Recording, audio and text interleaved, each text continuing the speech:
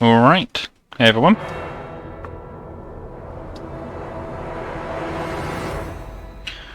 Welcome back to Pathfinder. We should just be able to continue straight away. I think we were at the bottom of the Grey Garrison last time. I'm about to head up and see what the demons are doing with the Wardstone and such. See if we can't stop them, I assume, is our goal.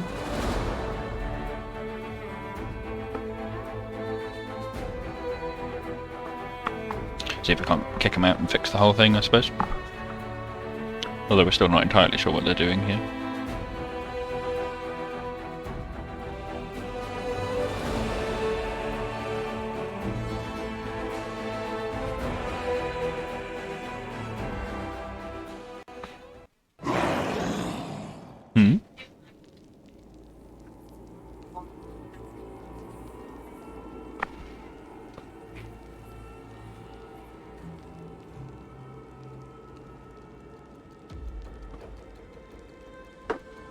But yes, I believe... Yes, this was the room where we had encountered... I think it was Irabel, is her name? The half-orc paladin of Iomade, who was the wife of Anevia, wherever she's gone, the one we rescued and dragged out of the pit in the ground. So I remember Camellia was still injured because we haven't had a chance to properly rest yet, but I think everyone else is mostly doing fine. Let me know if the game's not loud enough at all. Okay, I think everyone else is doing mostly fine. So let's head... Yeah, there they are. There's... Oh, Staunton. We were talking about him last time. The dangers don't frighten me, draw the first blood. You're playing with the... Leave this option enabled. No. So, I am going to move... I gave myself a shield and a scimitar this time, but my spells are still basically just attempt to blind the cultists. It's not terrible though. Get the turn, and definitely can't charge, so we'll just run normally.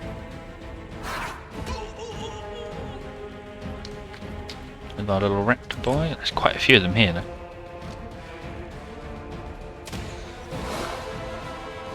Although obviously we've got all these AI recruits and such with us, with Irabeth, that was her name, not Irabel. And now Seela can walk in a vague... Oh, we can actually charge. There we go. Bonk. Oh, she actually did damage for once. Or she just misses. Ah, she's not that bad. I don't know, she's definitely one of my less enjoyed companions. I think I've mentioned that before on the stream. She's just a bit simple compared to the rest. Not stupid or anything, just... Go for their hearts. I don't know. Nothing about her gripped me very much, from what I remember.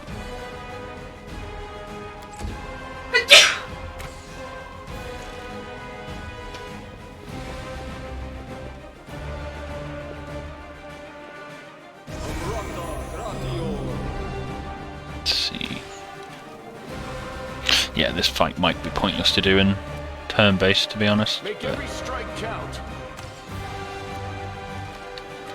God damn it, man.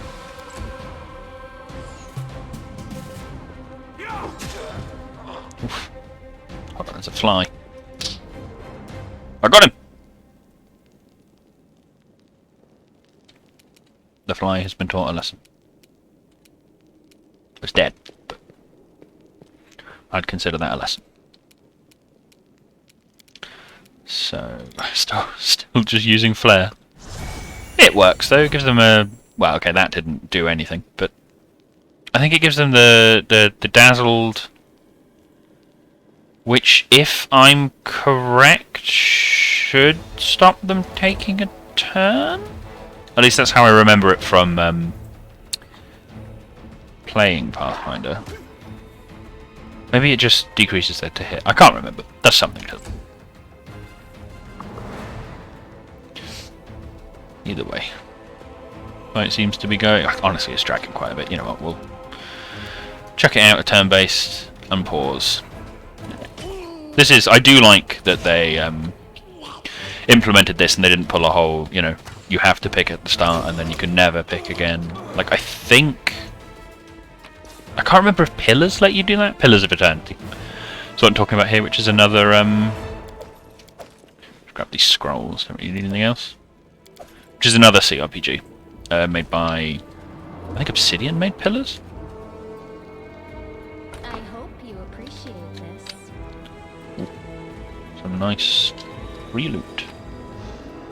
But yeah, I think Obsidian made Pillars, and I believe, I could be completely wrong, I can't remember if you could switch between real-time or turn-based in that one. Either way, it's definitely a feature that I like. Like, for example, this is a fight that so this is the Wardstone here, which I think is very impressive looking. For a game with their... Well, actually, I don't really know what their budget is, but it just looks nice. It looks pretty. I definitely remember playing this the first time and being pretty impressed compared to Kingmaker. Open this.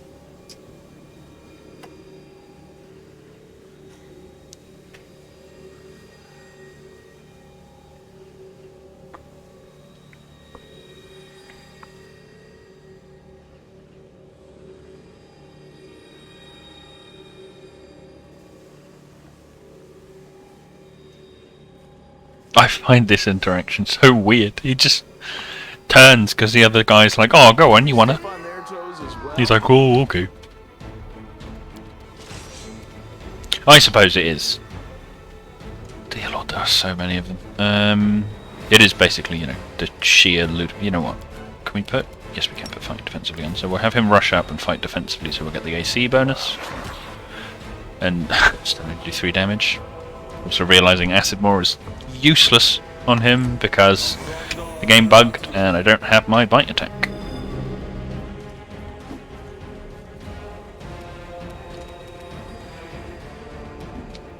You're the one that's lower, right? I mean, still can't quite 5-foot step it, so I guess if we... I don't know how familiar people in the chat are with Pathfinder, but oof, that was a big one. Basically you have a move action and a standard action, and move action can obviously be used for moving and some occasional stuff. Like other features will let you use move action, that'll depend on class. And then your standard action, which is usually an attack or any other bigger deals.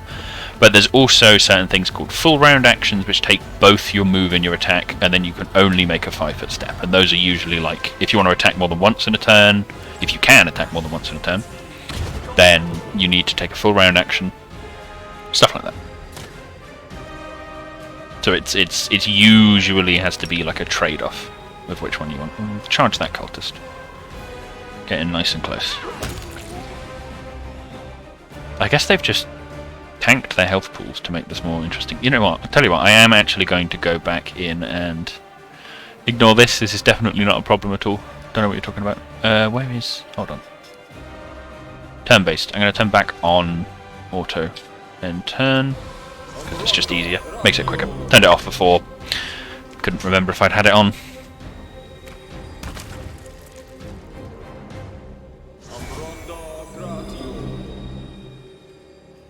But I know this is definitely not a fight that you really need to do in turn-based at all, but it just makes it safer, is the thing. And I know that this section can be a bit intense later on with some of the... I believe you fight kind of a mini-boss at a certain point.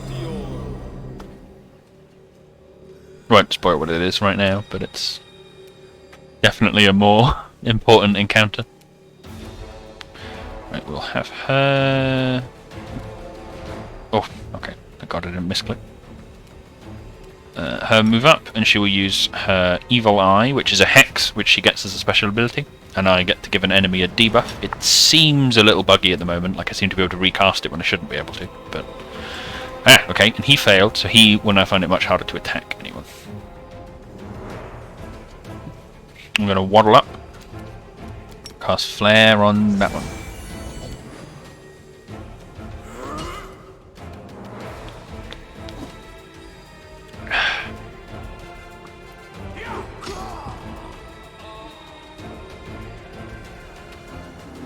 Yeah, it is a little bit just watching them all blubble around.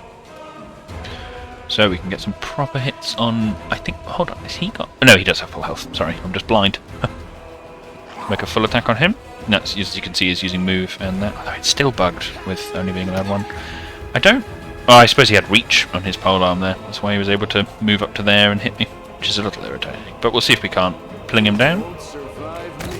There we go. Very nice land. Not quite as much brutal destruction as Ekun, who was an archer in the prior game, who did an obscene amount of damage. Yes.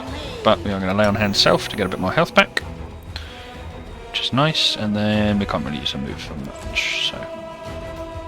She's still, she is fighting defensively, which is an ability, well, it's not an ability, it's not, you don't need to unlock it or anything. Anyone can do it, but basically it makes it harder for you to hit, but your defense is also higher, like it's harder to be hit.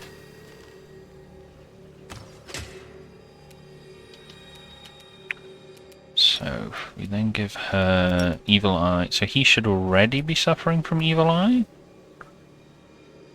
Yeah, for 30 more seconds, so put Evil Eye on that one as well. And then have her 5-foot step. Yeah, because it counts as a full round. That's a little irritating that it does that. I'm always forgetting that one. That I can't action and then move. But that's just me being a daft idiot. Now, let's take a quick look at RAC. Which is 17, which is not great. We don't have a lot of hit points, so let's not rush into melee just yet. Probably should have changed Acid more because it doesn't work. Well, it does work. It just it doesn't work on my character. Hold up. This is. Oh, that's actual days. Oh, now I can actually daze them. Okay, let's see if I can't turn off you. No, it passed. Oh well. It's good because that wasn't working earlier. I think we believed it was to do with hit dice. And like the enemies were too high level, basically, to be affected by the spell. But it's good to see that it's working now. Unfortunately, I am very much a buff and utility caster, and these really are not fights where buffs are needed. And my control is nice, but not what I would call immediately useful right now. But we should be getting some nice, more stronger abilities soon. So let's wipe that dude out. Very nice. It's a good raptor. Yeah, our little velociraptor. They added dinosaurs as animal companions in the new update, which is pretty cool. One of the big reasons I decided to play a druid. Man, he's getting a lot of crits.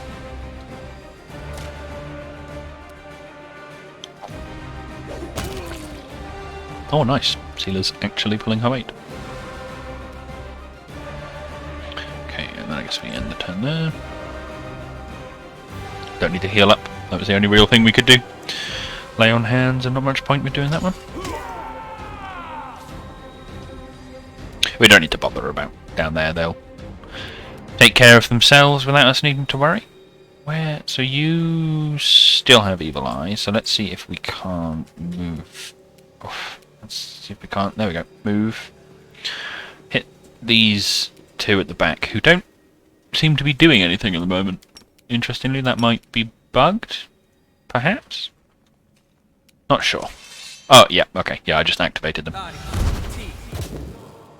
And that wizard just appeared. Interesting move. Maybe he just teleported. He is a wizard. So you're going next, and then you're... Okay, let's see if... We should be able to kill him with at least land, so let's see if we can turn you off. Aha, we can! You rolled a 1! Very nice. I don't know why I'm going quite so in-depth with tactics here. I could probably just turn it back to real time and splatter everyone, but... I don't know, I still like... just maximising the effectiveness of this fight.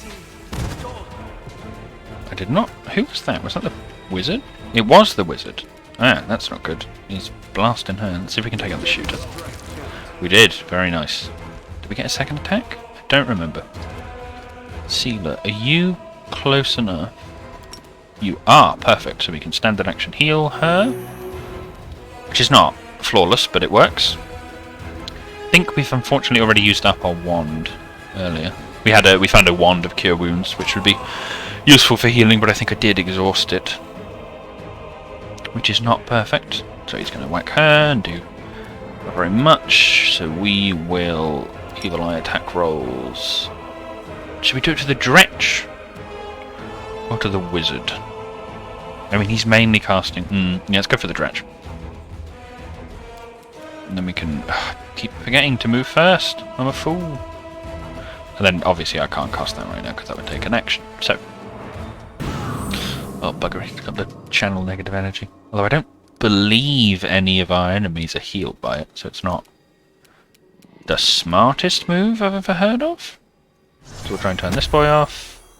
And we did it. Very nice. So we'll move up again. Though we still don't really want to get her into combat. She's not very tough.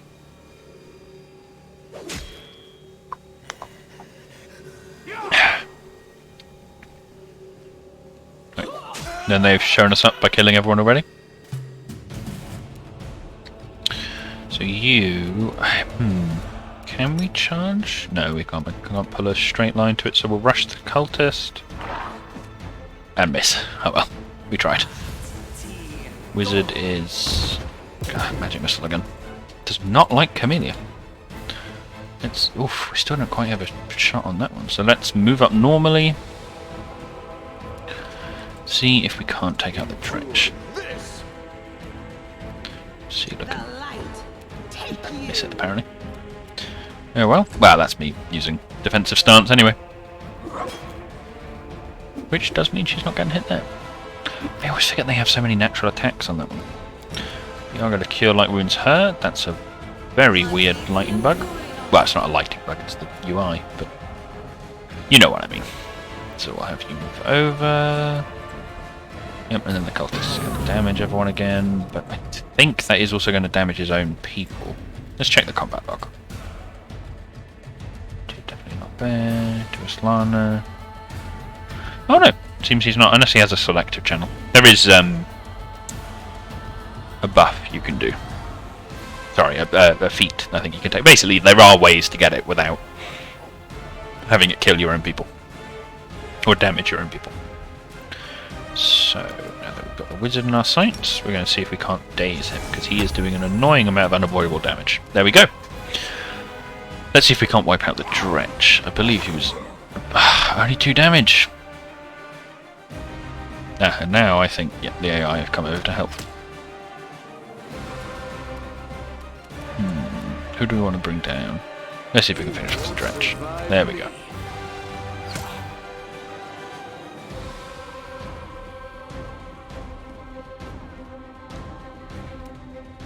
Alright, Staunton, you mangy little dwarf. No, we have to be nice to Staunton this time, because we're the only people that can change anything. Okay, he's dead. Very good. Let's move in closer to that. I don't think it'll do anything that'll get us an attack of opportunity. Yeah, because channeling doesn't require it. Luckily he's rolling pathetically low. Why is he rolling consistently 1? 0 to 1 negative. It's a little weird. Hold on, is there anything odd about that? Damage living. Yeah, 1d6. Will save to half the damage. Maybe we're passing the will save. I don't know. Don't know what's going on there. But let's turn off the wizard again. Very nice. My needlessly intense tactics in this battle against people that die in 2 hits.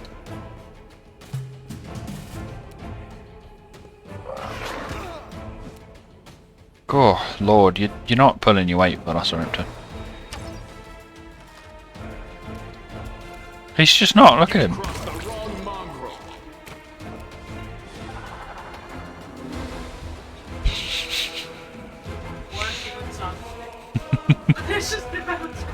Yeah, he's not doing his part for the university project. He's not though, and it's not even really his fault. He's not doing his 3rd attack. Which is a very weird bug, and I don't know why. I have reported it. I think I reported it, at least. But it is rather irritating that it's not working. Did he pass? He did pass. Little fucker. He's trying his hardest to.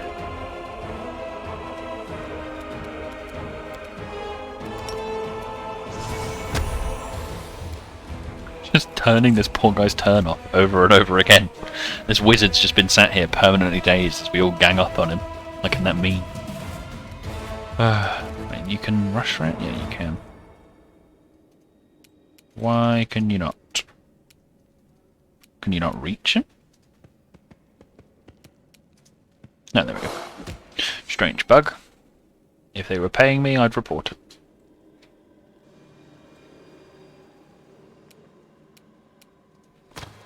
Finish him off with a nice little shot. There we go.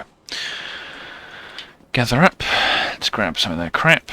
What have we got? Some nice scrolls. Nothing exceptionally useful. But nothing bad either, certainly. Some Haze of Dreams. I've not seen that one. Oh well, I'll grab the potions. They are very nice. Don't believe any of these doors will work. How cute! Yeah, they should all be locked, because I seem to remember you do come back here later. Death You know, is spoilies. life's final surprise. And I'm sorry? Friendship lasts forever. It's close enough. I don't actually know what that is. Might be a compy? It's a doctor. Hmm? It's a Oh, you're doing the poggers. You fucking animal. You disagree?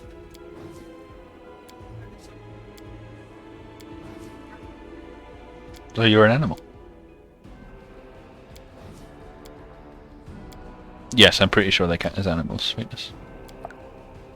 Look at him, he's a little animal. Even if he's definitely not a bear.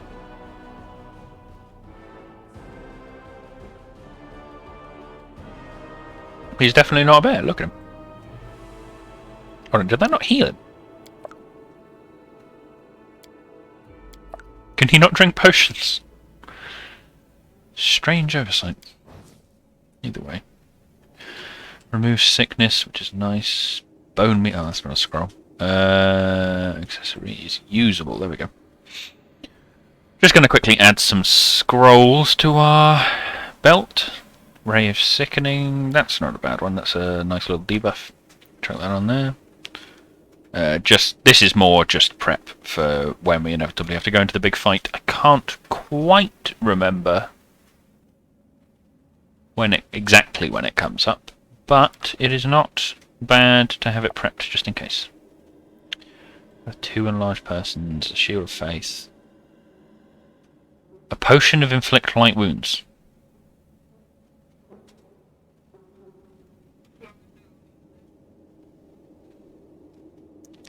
Suppose you can use it to heal yourself when you're undead, if you're undead. Okay, doesn't seem to be anything colossally useful there. Make a quick save and move up. I should double check if any of them are masterwork, although we are running low on space.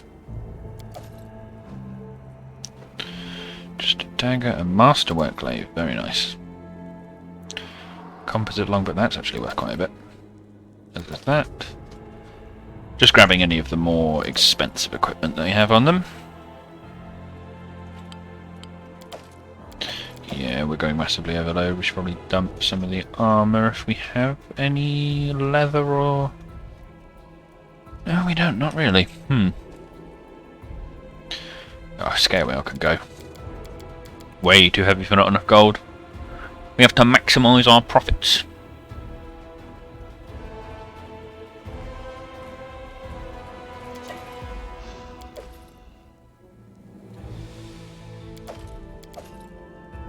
I believe a lot of this is stuff from the other side that we obviously didn't clear ourselves. So, you know, we're just sponging off other people's hard work, I suppose. More masterwork glaives, dear lord.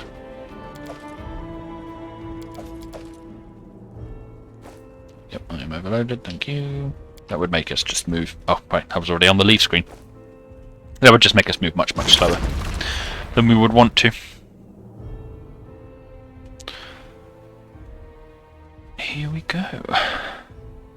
Back up to the next floor. I believe we are closer to the little mini-boss.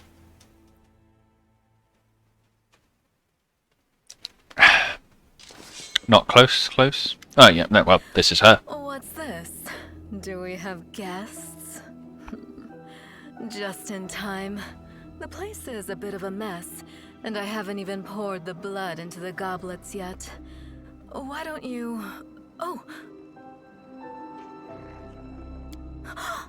What an unexpected surprise! Staunton, my little sweetheart. Long time no see. I've missed you so much. Have you missed me? Admit it. You missed me terribly.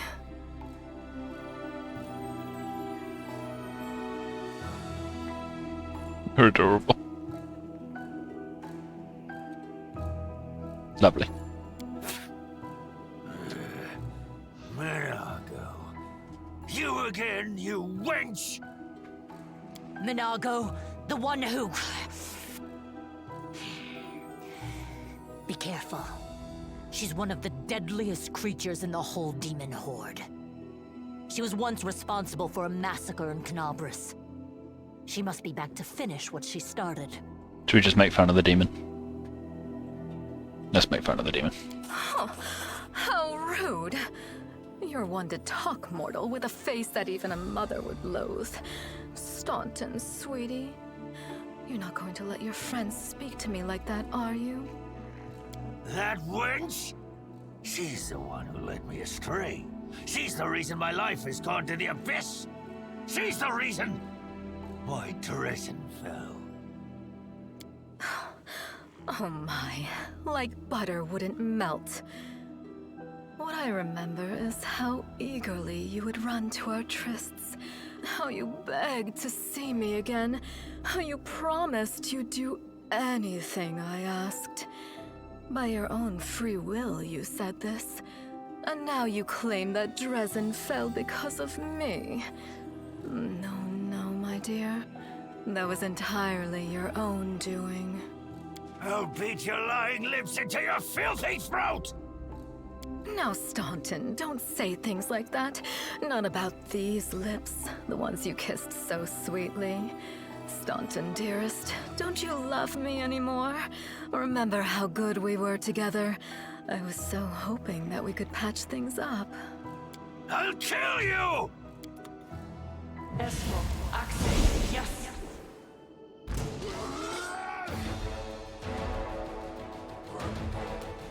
That's what you get for having an edgy demon wife. That's what would happen, boys.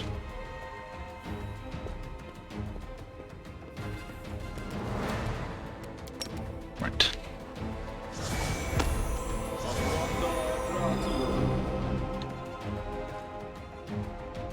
Abracandilu.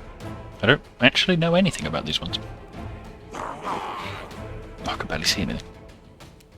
Did that work on her? It did. Shit. That's not good.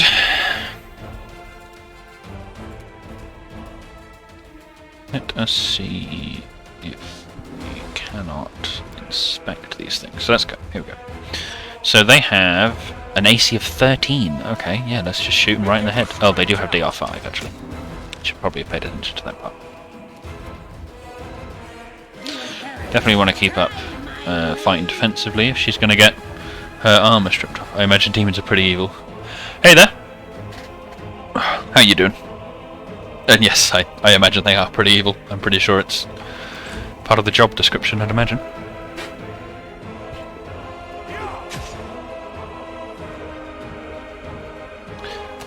I'm glad to hear that. I am glad to hear that. But it is... I don't know. It is definitely a... Staunton made a big mistake. And he has been suffering for it for far too long. And I believe we'll find out more about that later. Well, we can if we talk to him. And I am planning to.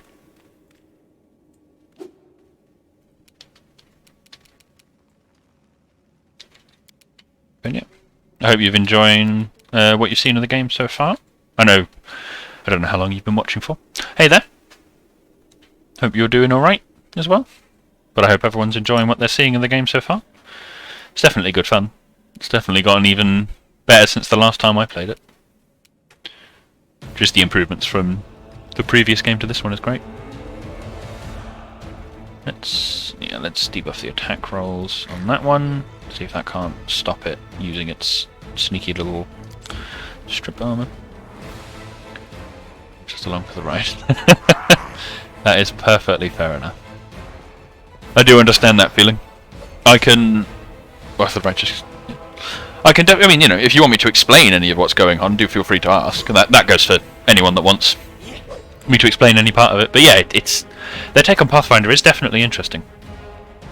I do like it a lot. I had a number of problems with Kingmaker, but... I don't know, just... Partly having...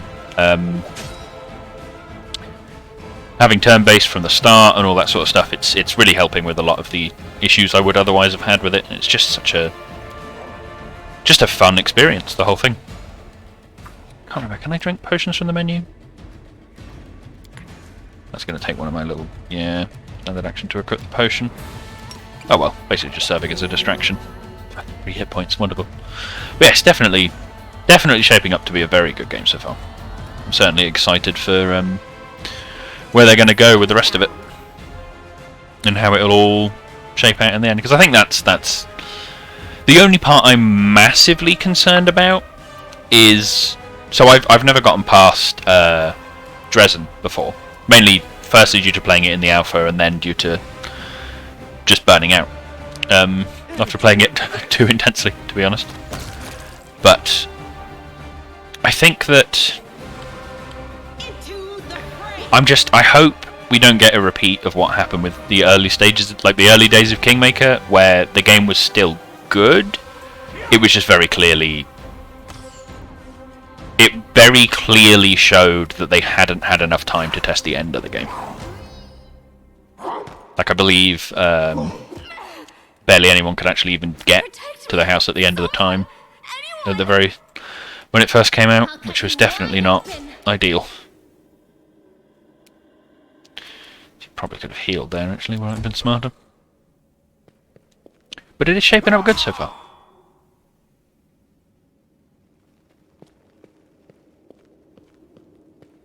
And I do like... I think I just prefer the theme of Wrath of the Righteous as a story compared to Kingmaker as well. Kingmaker felt a bit too... Oof, yep, got knocked down. Felt almost a bit too unfocused compared to this so far. Did you just shield bash it?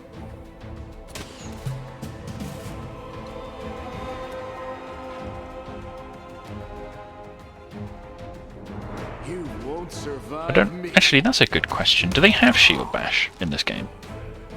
Is that a thing they've added at the moment? Because you can shield bash anyway. I don't know if they have.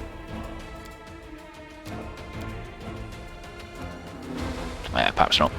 I just know the shield bash is one of my current, well, my current Pathfinder character uses is a shield bash build. It's just hilariously funny, running up and smacking all the enemies in the face with the shield.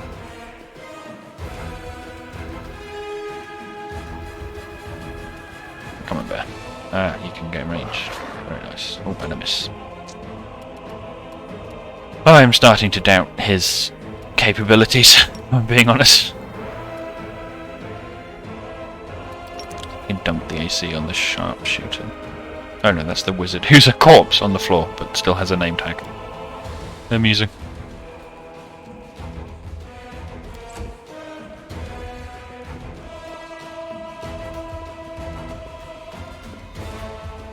Come on, Staunton. There you go. Waddle your way over. His little dwarf legs.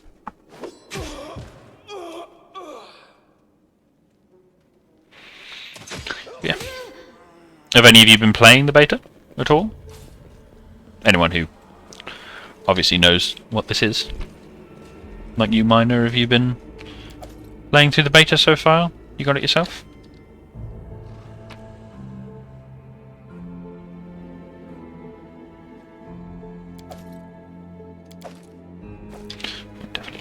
myself up. No time for idling.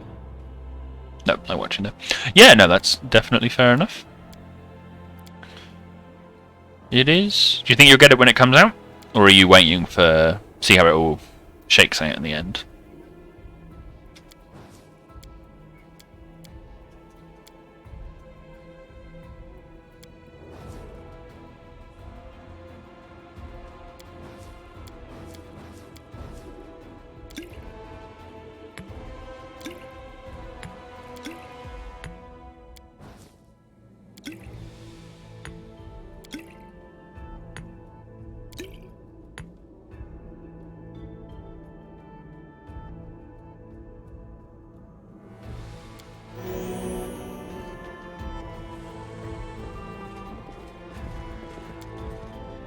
This, I believe, is going to be the fight. So, I will quick... Is it? I'm not completely sure. I will... Yes, it is the fight. I should have buffed. I'm an idiot.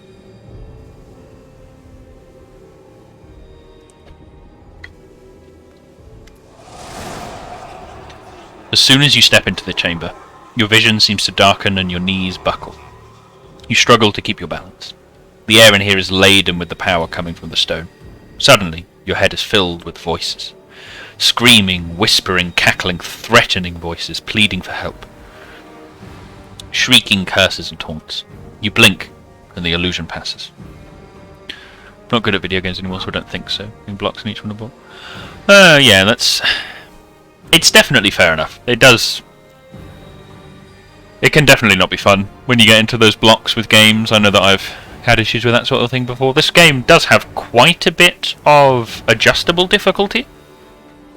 The options are quite extensive with how much you can lower the challenge, if that's something you'd be interested in. I don't know if that's something that would change your opinion on it, but it does seem to be offering a decent enough opportunity to just tone down the difficulty and make an easier run and just play with whatever builds you want. But it's certainly a genre that's known for having some rather tough encounters. A demon with a mocking smile stands You made forward. it all She's the talking. way here. This is it, your precious ward stone. But what are you planning to do now, I could kill you where you stand, but wouldn't it be nice if you could die in battle like heroes? No. I want you to die in despair, scrabbling around like rats in the blighted ruins of your city, blind and broken, your flesh scabbed and seeping, and every moment knowing precisely what was done to you. Sounds terrifying. Except that's how we've been living for generations. There I do isn't like a that. soul that can resist the temptations of the abyss. Even a stone can be turned. I'm not joking. Your precious ward stone, weakened from the injury inflicted by Discari, has almost succumbed to my charms. Soon the whole barrier around the world wound, the gift of your useless goddess, will be a weapon of the abyss. Just a little more and boom.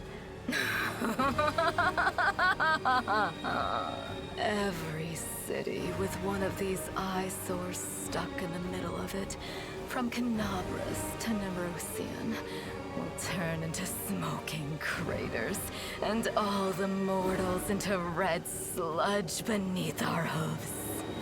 That laugh was hilariously inserted and not natural at all, but other than that, the voice acting's been pretty damn good so far, which I'm impressed by from Owlcat. Given they're not quite a small indie budget title, but still small enough that I find this quite impressive. So you have a choice. Especially you, my pet. Kiss me on my dainty hoof. Pledge your loyalty to Baphomet. And when the world falls, its ruins shall be yours. What is she doing to the Well, stone? quite what am I doing to it? Probably the same thing I did to many of your comrades. sweetly and tenderly persuading it to abandon the mortals and join our side. Prepare to fight to the death, demon! We won't let that happen.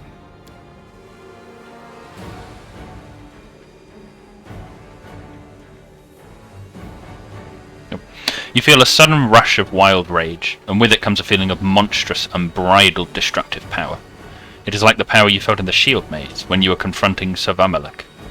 But now it feels more fully fledged, more conscious. Interesting that it seems to have grown despite the fact that I didn't do anything with it. Who is she? You've already forgotten me. You mortals have awfully short memories, even shorter than your little lives. Staunton, sweetums.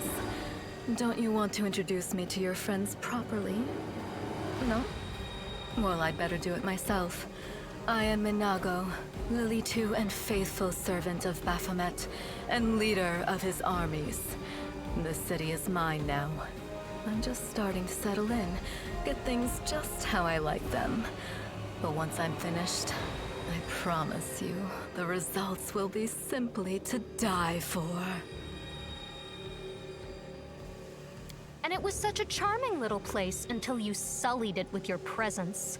It had such lovely boulevards, quiet and shaded.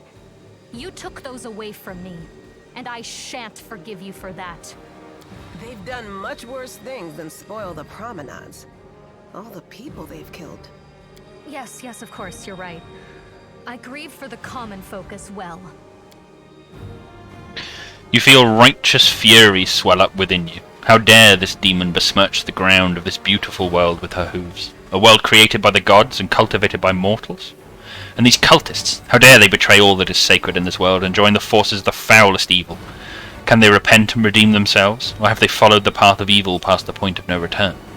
The wardstone seems to sense your thoughts. The chamber grows slightly brighter.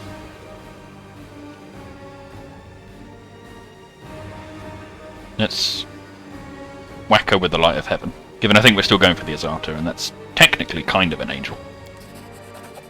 Echoing the holy flame erupting from your hand, the light also gets brighter and brighter until it floods the chamber. You hear the voices again, stronger now. They repeat your words like a choir of angels. The demon giggles, but you hear a note of astonishment in her laughter. A man standing among the cultists turns to her. Hey, No Eyes. You didn't tell us that heaven had turned its back on us, and no one would come to our aid? Oh, didn't you tell us? Don't listen to her. The fiend wants us to lose all hope. She won't succeed. The cultists glance at each other, hesitating.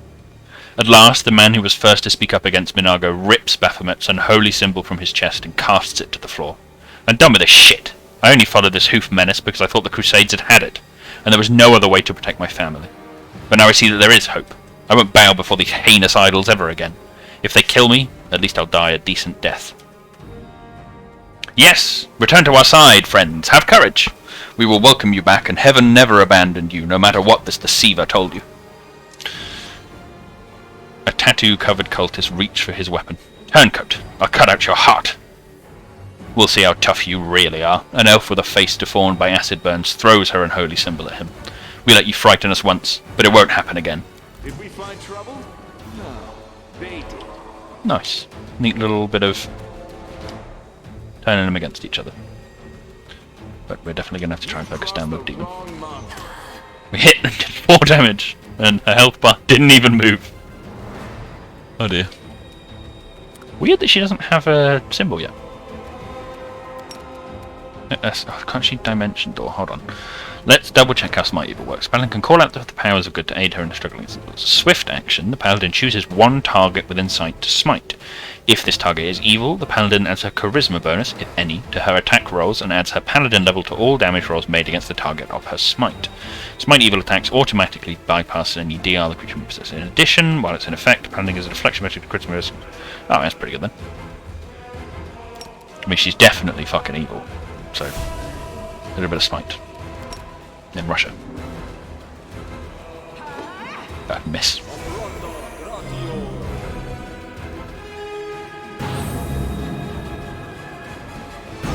I keep just spamming it. At least it only does 1 damage. Oof. I'm tired of playing around now. You want to know what will happen when I'm done with the Ward Stone? Here's a little demonstration. Okay, so she just zip-zapped everyone. You dimension door 2 feet. I guess she's flexing on us already. The demoness whispers a spell and a wave of darkness sweeps through the chamber. Your companions wince in pain, but it is nothing compared to what you feel. Thousands of voices once again burst into your mind, drowning you in their moans, screams, and sobs. Pain racks through your skull. Your evil spells won't stop a righteous army. It's very, very goody two-shoes. Alright, see, calm down. Keep telling yourself that. The roar of voices blends into an unbearable wall of screaming. Your vision goes dark. Okay. May have tried that one a little too hard. I did remember that they do have a tendency to... Well, not a tendency, that this fight isn't one that you win, necessarily. But it's not too bad, overall. That's not what I mean, sorry. It's I remember that it's one that you don't win, but I still wanted to give it a go. Couldn't quite remember how far you could get through it and how much you could achieve in it. Unconscious for so long, I was starting to worry we'd lost you. Did we win? Sadly, no. We couldn't stand up to the demoness. Her spells were too strong. It's all right. We'll handle it somehow. You blacked out, but Staunton and I managed to get you here to the Defender's Heart. It used to be a tavern, but now it's our headquarters. We're gathering our forces here, and we're preparing to strike back. I'll tell her about the... Yes, we found a cultist notes in the dungeon last time that told us where they were gathering up their forces to try and attack us. Demons have been filling Canobras with their spies and infiltrators for a long time. Unfortunately, I don't have enough people to attack the place right now. At least not blindly. I'd be grateful if you snuck in there and scouted out the situation. But just scouting. Don't be a hero. What is the situation in the city? Bad, but not hopeless. We're constantly getting news, and new sources of resistance keep springing up in the districts where everyone seemed to be dead. The survivors are gathering here. You should see them. Their faces, their eyes burning with determination. The city is destroyed, but our resistance is not broken. We will keep fighting. You heard what the demon said. They're going to desecrate the Ward Stone and blow up the whole barrier around the World Wound. That would be an even worse disaster than the World Wound's expansion before the Second Crusade. Not only Canobras, but every city with a Ward Stone will be destroyed, including the capital. We can't allow that no matter what. We will retake it, even destroy it if we must. Iomede's gift must not become a weapon of the Abyss. Why is it so The important? Ward Stones are a gift of Iomede. Created personally by her herald, a mighty angel, and a general of the Celestial armies. The Ward Stones keep the World Wound from expanding. They stand along the border of the territory controlled by the demons, creating a barrier to keep them inside. The Canobras Obelisk was the first to be placed. It is the key to the whole barrier. We cannot leave it in the hands of those monsters from the Abyss. What can I do First to of all, help? we need to decide what to do with the stone once we get it. What I'm about to say is classified. A traveler came to the city recently. A blind elf calling himself the Storyteller. He insisted he be allowed to examine the Ward Stone, and he raised the alarm when his study was finished. Even before the demon attack, he had found some damage or flaw in the stone. Prelate Hulrune dismissed his words as nonsense, borderline blasphemy. But between you and me, the prelate's opinion isn't worth much. I think the Storyteller knew what he was talking about. We could use his advice right now, if only we knew where he was. I remember the Storyteller spent a lot of time talking to Staunton, a dwarf from my unit. You saw him during the demon attack. The elf asked him about the history of the Crusades. Maybe the Storyteller told Staunton something about where we could find him if anything happened. There's another problem. After the attack, the demons began to gather their forces at the Grey Garrison.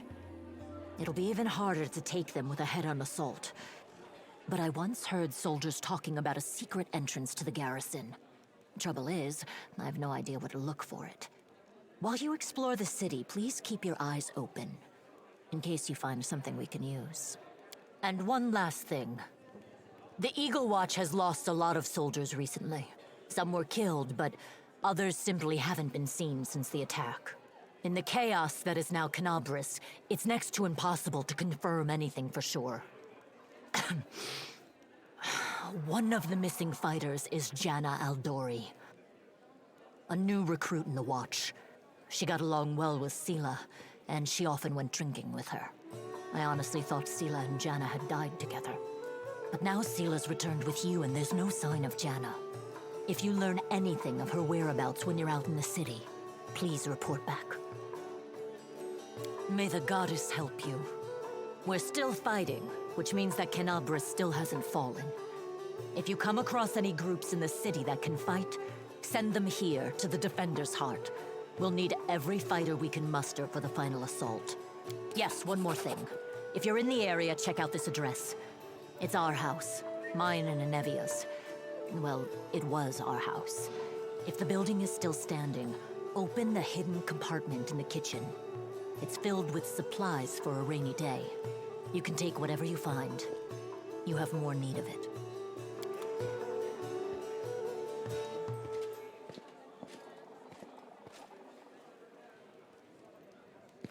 Right, that they dragged my Velociraptor with me. I mean, that's what I'd do too, to be fair.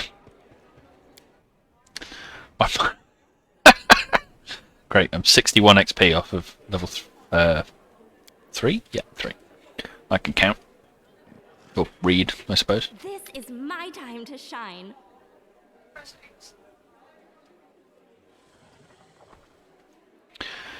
Hey, wait. Mind if I bend your ear about something? Anivia is outside your door, leaning casually against the shelf. So, here's the first and most important thing. Beth gave you a crucial mission, I get that, and I know you'll get the job done. I saw you in action. But here's the rub. By sending you out on an errand, we're weakening our defences here. If they come at us while you're gone, I don't know if we'll be able to fight them off. You would stay here and guard the tavern. You... what? No! Your task is far too important. You can't just hole up here all cozy-like, waiting for the demons to knock on the door. We need to take the fight to them. But if those freaks try and make a move on this place, Beth will send a runner to get you. If that happens, you leg it back here, alright? Because if you don't, you'll be coming back to an ash pile. Got it? When do you think the demons will attack next? Your guess is as good as mine. Might not be here, they could attack the whole damn city. As vermin know they've lost the upper hand and that we're going to push back hard.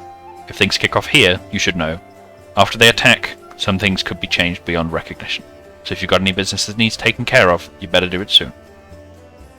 Everything seems clear so far. What else do you want to discuss? So, the rift that damn beetle left with its scythe? Yeah, well, it cut the city into two. And it's kinda difficult to get across. My scouts tell me there's a halfway decent place to set up a crossing in Market Square. Not that any of them tried it to make sure, but if you've got a mind to go across, and I think you're going to have to eventually, you might want to give the square a once-over. Thanks for the warning. See you later. Okay, so, who else do we have to talk to? Staunton's over there, let's go talk to Staunton. The dwarf resembles an abandoned citadel, one whose high, crumbling walls are still holding fast, but whose empty, lightless windows make it clear that all inside is dead. Oh, it's you. Good work back there in the Grey Garrison. Name's Staunton Vane. If you've heard rumours about me, his face, which looks like it has never known anything as carefree as a smile, grimaces. Just so you know, everything people say about me is true. What do people say about you? They say I'm a traitor, as bad as a reed of Orlish. That I'm a disgrace, even among the ranks of the condemned. The Queen Galfrey should never have spared me, that I belong on the gallows. Why do they hate you so much? You really don't know? Staunton gives you a long, morose look, then sighs. I'm the reason why the Crusade forces are holed up in fortresses on the edge of the world wound, instead of bringing the fight to the demons. We used to have a foothold in the wound, the mighty, unassailable city of Dresden. We used to have it, until it fell, and all because of my stupidity. I gave the enemy our main citadel. I was tried. They wanted to execute me, and rightly so, but the Queen intervened. She said that I should live and fight in order to undo what I had done. So that's how I live, decade after decade, fighting in the condemned. The dwarf shrugs. As you can see, I've fixed nothing, and I've earned no one's forgiveness. You're going to spit in my face too? Wouldn't surprise me. Let's see.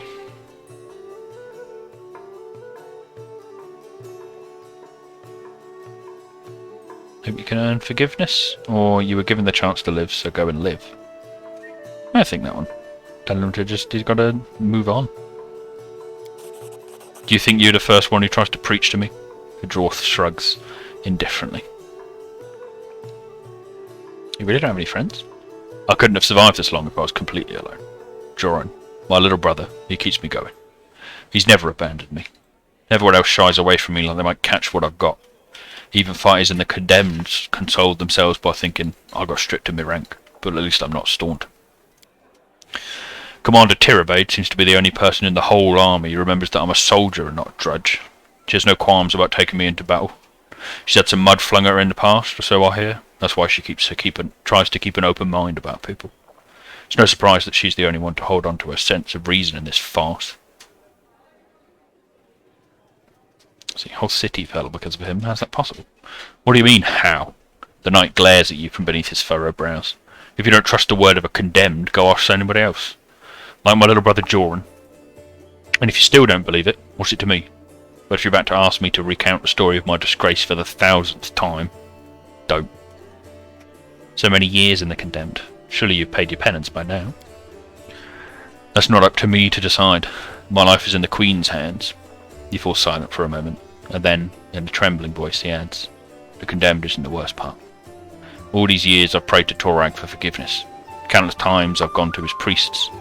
Countless times I've kneeled before his altar. If only the father of dwarven kind would answer my prayers just once. Not to restore what I've lost, but just to tell me that I'm still one of his children. But it seems he doesn't give a damn about me. What can I expect from mere mortals when my own god doesn't think I deserve redemption? Forget about Torag. It's like rubbing salt in your imageries. Gods don't care about us. They don't deserve our prayers, let alone our suffering. I think that's an option that I would pick because I'm an atheist. Like, I think that's available because my character is an atheist. So, this will probably piss him off, to be honest. But we'll give it a go. I can't. An atheist can't understand how it feels when your god renounces you. Just like a person who'd never loved can't understand how it feels when your beloved betrays you. Okay, I like that they didn't just sort of have him spit on me. What's going on with me? We're doing more Pathfinder Wrath of the Righteous. We got knocked out by a weird demon woman with no eyes, and now we are trying to reclaim the Tyrell. Yes, it's in character creation. You get to pick your deity, and one of the options you can pick is instead to pick atheist, which is specifically not following any god. It's obviously not you don't believe in the gods, because when Pathfinder that would just be stupid, right? They can physically talk to you. But it's the whole you don't think that they deserve worship, basically. Which is why I was basically able to tell him to stop caring. And hello, Daya. How are you doing? Hello, both you and Gempsy. How are you two doing? How are you doing, Gempsy, as well? He's talked to the elf that calls himself the Storyteller. Do you know where I can find him? Storyteller? Staunton strokes his beard in thought. A strange old fellow, that one. He used to sit with me for hours, asking about all sorts of things. He never offered judgment or comfort, just listened. First I wanted him and his questions as far away from me as possible, but later I realised that talking to him did ease my burden a little. I hope he's alive and well. He's completely blind and feeble too, so if he's alone in the city, well, you probably know what that means. I do know one place he might be. Look for him in the Black Room. It's a library. Here, I'll show you where it is on the map. Don't know what use a library is to a blind elf, but he loved the place. He'd sit there day and night. Pretty neat. Got your Hanafuda earrings. What are those? What are Hanafuda earrings? And that's the update you stand up till 2 in the morning for then. You decided not to stream earlier today then? You're just holding off until 2 to play the update? It's like, oh, jeez. Ah, weeaboo earrings, I see. Very nice. Ellie showed me a picture. No, they do look quite nice. If they're the ones that Ellie actually showed me. Go on then. Maybe we'll see each other again. Huh? I know! There might not be those. Deadly might have made his own different version of Hanafuda earrings. You can't just assume these things. What did I say? Oh, you're great! Right to finally catch up. Yeah, it's good. I'm doing pretty good. Not too bad. Still trying to find a job in the end, but other than that, doing alright. Not too bad. Glad you're doing okay though. You're student focus for 40 minutes. Yeah, that's fair enough. I have no idea which anime that is, but sounds cool. Maybe it is the one that he showed me then. Sound pretty cool though. You like them? You like the ones you got? Here, take this. Yes, it's 2,000 coins. Take your payment and remember that Horgus Gworm always keeps his word. You helped me get back to the surface, and I duly paid you for escorting me. Now, speaking of our future cooperation. Horgus looks at you with unvarnished disapproval. His arms folded across his chest, his foot tapping impatiently. I have a job that will be perfect for someone like you. Naturally, I'll pay generously for your services. It's a Demon Slayer one. Ah, I see. They just fit, so you can handle them with stretchers. Extra weight on your ears. Oh, what? Are you hanging them from your earrings? Or the ear stretcher ones, whatever they are. What does it mean, a job for someone like me? For an adventurer ready to sell their soul for booze, and then lie down drunk in the gutter? Or do you think you're somehow different? A travelling knight, perhaps, noble of heart, but without a coin to your name? August sizes you up critically, then sighs and shrugs. You seem a reliable enough ally to me. And you did get me out of those mongrel caves. So why should I care what you do with my money once you've got it? August seems like one of those people who think the entire world owes them something. However, you hear notes of hysteria beneath his smug arrogance. It's as though he's really quite nervous but taking great pains to conceal it. What does this job involve? You should be my bodyguard. You see, I have good reason to return to my mansion here in Kenabris. I still have... well, it doesn't matter. It's none of your business. My mansion is a breathtaking building with a large garden in the wealthy part of the city. Even before the demons attacked, every thief and fraudster in the city had tried to get inside, one way or another. I shudder to imagine the state it's in now. I have little hope that my guards were able to hold the mansion during the attack, and I expect that the servants fled when they saw the demons. Only Abadar knows what's happened there since. Therefore, I would ask that you meet me at my mansion and guard me there until I complete my business.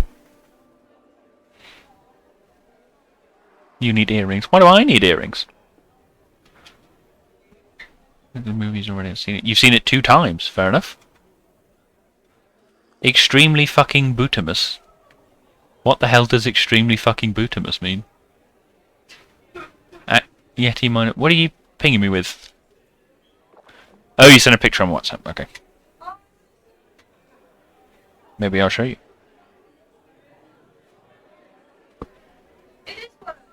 Yeah, it was the one you showed. Oh, it looks good. Looks nice. You happy with it? I didn't know they'd made a movie of that one. Yeah, let's quickly... hold on, what am I doing? I have it on my phone. I need earrings. I don't need earrings. I'd look weird with earrings, I think. Just like, good. Ah, okay. Yeah, I've never heard extremely fucking Bootimus from anyone ever in my life. Well, I'm glad to hear it, though. I'm glad to hear they turned out how you like them. That's always the most important part, anyway. But yeah, I do think they look quite nice. You're going to get a full set of Weeb accessories. Yeah, I mean, don't get me wrong, but neither is half of the bloody words people use nowadays. Anyway, I already asked the local paladins for help, but they've no desire to set foot out there. I already asked the local paladins for help, but they've no desire to set foot outside this tavern. Damn cowards and traitors, that's what they are. Also, please, do take Camilla with you. I trust that girl more than the rest of your gang. She's of noble birth, after all. What kind of reward are we talking about? 1,000 gold coins. August replies without hesitation. Double the reward and I'll think about it. I did it! For 4 XP. Several tense moments pass in silence. Then Augustus' face relaxes. Deal. Deal. Marvellous. Most excellent. Augustus' face relaxes, smoothing a few of the tense lines. I'll proceed to my mansion at once and wait for you there. Meanwhile, you needn't worry. I know the city like the back of my hand. But do hurry, unless you want me to lower your reward. Very good. We can talk to the bartender. Oh, okay. Weird. Can always just style it so the earrings show. Tempted to order the kimono as well, just have it hanging in the black spot on my wall. Yeah, could be cool. Not perfectly my pay your head. You could do some stuff with it. Your ears. How to style your ears. Well, I mean, a ponytail would do it easily. But then, brushing it past, can't you just brush it behind your ear? There's other ways. There's that style people do where they wrap the forward strands of their hair around and tie it back. What? Don't laugh.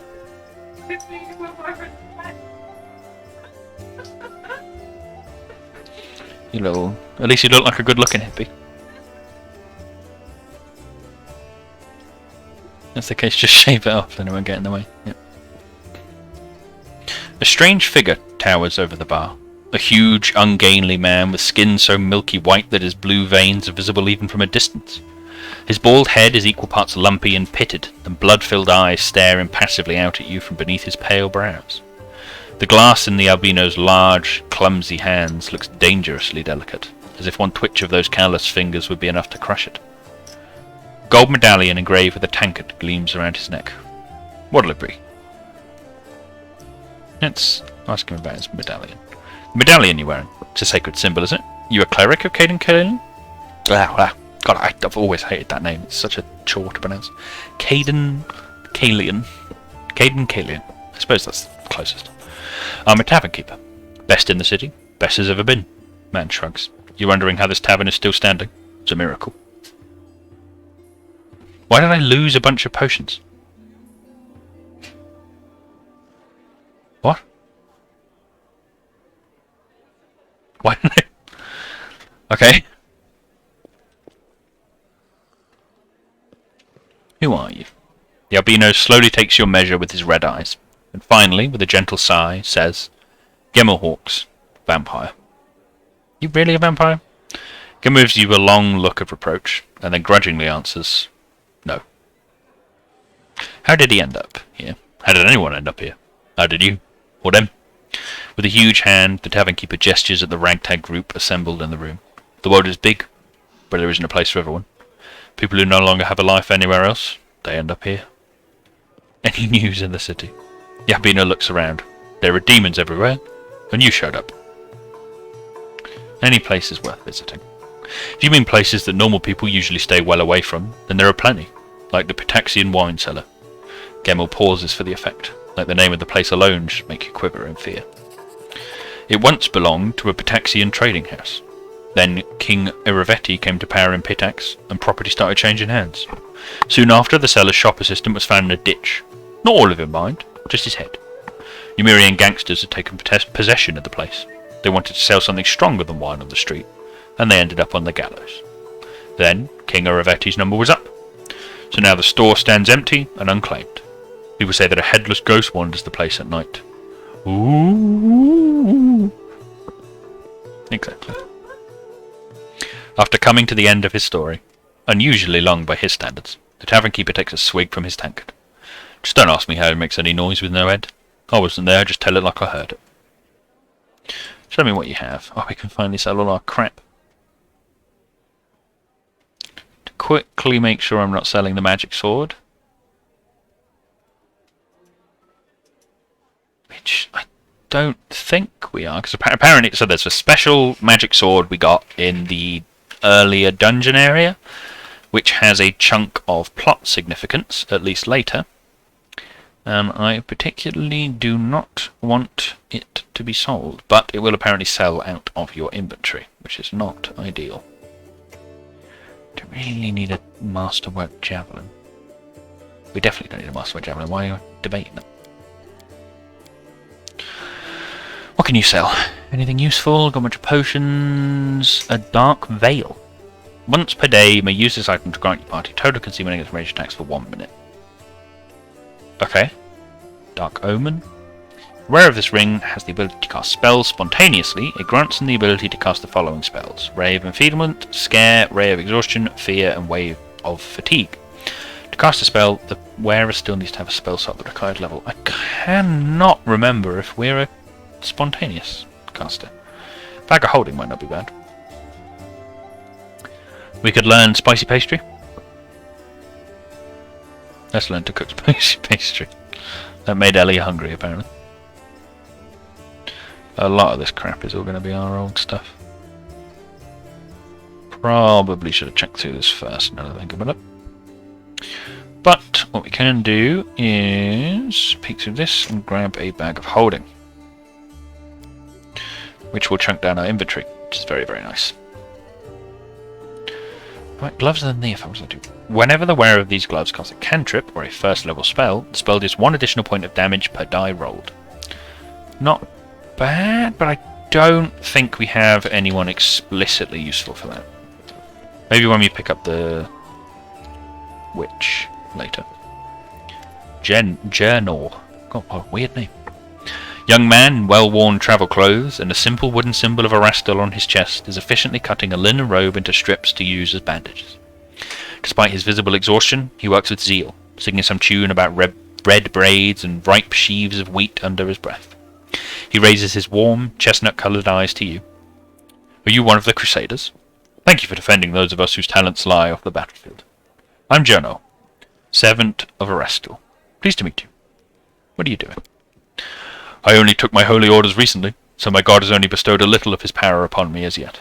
I'm sorry to say that the number of wounded fighters in this tavern is far beyond my power to heal. But there's a reason people say, have faith in the gods, but look to yourself first. I may not be able to help the wounded with magic, but I can at least cut up bandages. What have you sent? Scaredy cat. Why have you sent a scaredy cat? Because he told you to shave your head, I see. Are you from around here? No, I was just passing through Canterbury. I was sailing down that old man of yours, the great Ressellan River, to a village by the name of Chilly Creek. I happened to land in the city on the eve of the festival, and I'm ashamed to say I decided to stay for a day to enjoy myself. But I ended up staying in the city longer than I'd bargained for. Chilly Creek, where is that? It's a small fishing village. It's not even marked on some maps, but some people do live there. What they don't have is a priest. They have no one to heal their wounds, no one to offer prayers for a good catch, no one to give their dead a dignified burial, and the world wound is a stone's throw away. So I'll be setting sail for Chilly Creek to serve my god and my people. Once we've held Canterbury, I'll be going there. If by the grace of the good gods we all survive this, you should come and visit me sometime. You'll find the village here, on the bank of the river. The priest marched Chilly Creek on your map. Aren't you a young and inexperienced cleric? An inexperienced cleric? Afraid to go to the World Wound's border? I will not lie. I am afraid, but what can I do? Living in that village are simple people. Their lives are short and filled with hard work. That's exactly the kind of life I seek. Something simple, but meaningful. If I had ages ahead of me, like elves do, I might have spared some 50 years or so to travel around the world. The young man smiles. Or maybe I'd spare even 100 years. Why not? But I don't have ages to spare. And this means that I had better spend my short life in the place where I'm needed most, even if it is dangerous. Especially if it is dangerous. I don't think I actually need the help of a cleric, but Erastil knows I'd be glad to help you. But it's no use. My spells are depleted and I have no training in potions or scrolls. See this robe I'm cutting up for bandages? It's the second to last one. I have to go. May Erastil watch over you. Steal from the kitchen. Aha! Some flour. Fawn Autumn Haze. Who are you? A tall, fragile-looking elf sits in front of you, eyes closed. He is pale as a ghost. His arm is wrapped in a blood-stained bandage. You spot other bandages on his body under his clothes, but even in such a miserable state he manages to keep calm.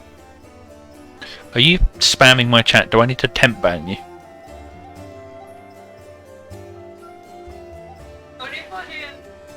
Mm-hmm.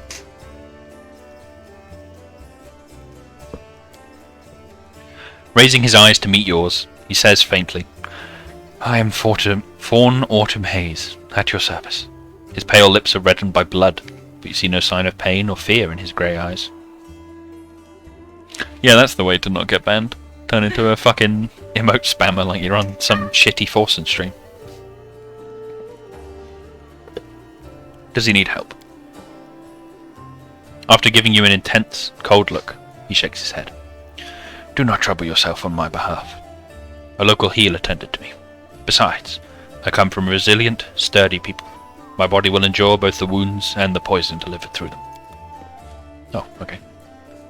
I guess that's the end of that conversation. Steal more goods!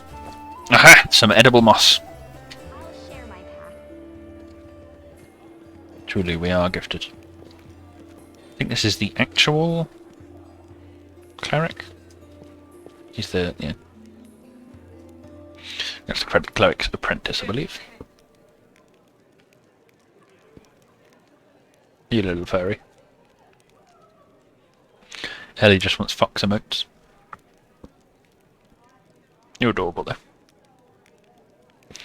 A stout old man with a fuzzy grey beard mumbles a prayer. He looks as tired as everyone else in the tavern, but determination stamped upon his haggard face. What can I do for you? Who are you? Viscally... Is that how you say that? Rathimus. Viscally. Oh, I don't know. Viscally Rathimus, rector of the local temple of Abadar. What on earth have you posted this time? Cooking and don't know what's happening, but I love listening. Fair enough. If you have any questions, feel free to ask them. I'm more than happy to try and fill you in. The temple is gone, though. And if we snooze here for much longer, the city will be lost as well. Who's that boy with you? This one? Kiado the Shepherd, my apprentice. He's a smart boy and his faith is strong. He serves a rascal, though, but there's still something he can learn from an old servant of Abadar. He'll be a great cleric when he gets a little older. What kind of help can I expect from you? First, I sell scrolls. I have a lot of them, something for every emergency. Second, while you're here in the tavern, I can read one for you. Guaranteed, no surprises. But you'd better not go into the city without a cleric. I won't be going there myself. I'm too old and my powers are needed here. See what he's selling. Lurking for the rest. Yeah, that's all good. You have a lovely stream as well.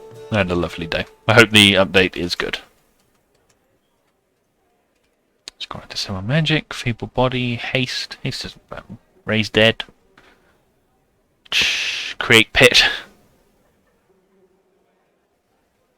Protection of Chaos isn't too bad. How long does that last? A minute. Summon Monster, Bless Weapon.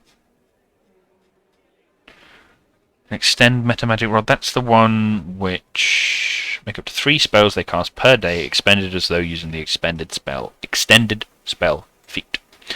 Lesser rods can be used to spells of 3rd level or lower. Extended spell. An extended spell lasts twice as long as normal. Not too shabby for some of our buffs.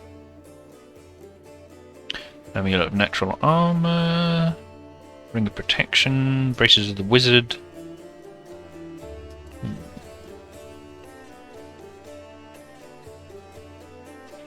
Basic Protector, Cold Resistance 10. If the wearer has the Ice Plant Hex, it also grants them +2 natural armor bonus. Effect of the Death Ward spell, +2. Not too bad, some anti-undead stuff. Alchemist's Kit. Oh, okay. So this is how we can get... These are the tools then. Tell you what, we'll buy both of the 100 versions. Okay. See how that goes. Okay, we don't have anything to offer anymore. But I suppose we can do that when we rest. Talk to the companions later. Pink Eye and Indara. The fuck are these people? Why is he glowing? An imposing young Oread is surrounded by a crowd of crusaders who are hanging on to her every word. I hope this example clearly illustrates the difference between Gistka legionaries from the last war and the crusaders. The perfection of form and spirit they were imbued with during creation turned them into parts of a well-balanced war machine, not a ragtag bunch of individuals, but a united whole. Who are these? The First Human Kingdom. I'm not reading all of that. Now tell me again why I'm supposed to be impressed by your reckless assaults, where everyone is fighting for their ego and for the right to beat their peers to a swift but pointless heroic sacrifice. Some of the Crusaders grumble unhappily, but it is clear that they are captivated by the woman's words. The only exception is a scraggly and dishevelled halfling monk, whose puffy black eye gives him away as a brawler and a troublemaker. He enthusiastically pushes forward and tries to engage, but one of his friends swiftly jabs him in the back with an elbow, making the poor fellow pause to catch his breath. I'll listen to the discussion. One of the Crusaders angrily curls his fist tightly and retorts with a burst of passion. If those gists of yours, or whatever, would come for us, we'd have their guts for garters. You think we've never fought a mighty adversary before? The soldier's stern facade cannot fully conceal his relish. He clearly plans to enjoy this confrontation. The Crusaders around him look upon their exotic opponent with a mixture of irritation and piqued interest. The woman chuckles, before cutting off her interlocutor. I would love to see you storm a 60-foot-tall walking castle shaped like a gigantic elephant that carries siege fortifications on its back. And I'll have you know these fortifications were defended by Jistkan priest craftsmen, armed with the demon-bound war machines. They use the enemies you cannot defeat as mindless weapons. The woman gives the people around her a triumphant look, and adjusts her hair with pointed nonchalance. Her voice takes on a lecturer's tone. You should not argue with someone who happens to be the most authoritative researcher on the history of warfare 3,000 years before the foundation of Absalom. The woman looks at you, and flashes an amused smile. The lecture is over. Do my esteemed listeners have any questions? What is this last war that you mentioned? The last war of Gistka, of course. A large-scale conflict that took place 3,000 years before the foundation of Absalom. It was a war against the Assyrian pharaoh of forgotten plagues. The war that ended the legendary Gistka Imperium. An epic struggle that became the most vibrant page in military history. Alas, all conflicts that followed it were but a pale shadow, including the one I am witnessing here. Why does she find it so inspiring?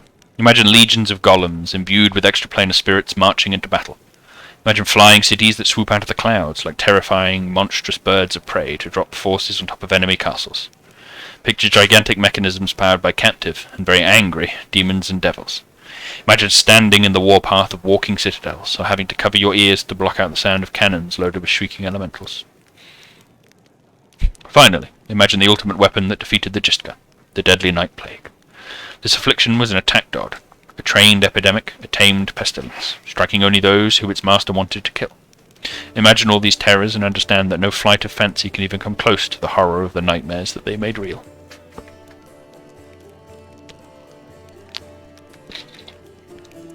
How does she know so much about this? I can say, without false modesty, that there is no more authoritative researcher on Galarian when it comes to the history of warfare 3,000 years before the foundation of Absalom. I've dedicated my whole life to this subject. I've personally visited old battlefields and studied the most mysterious and forbidden archives containing chronicles of ancient wars, sometimes risking my life in the process. I saw a fallen sky city of the Shuri Empire with my own eyes.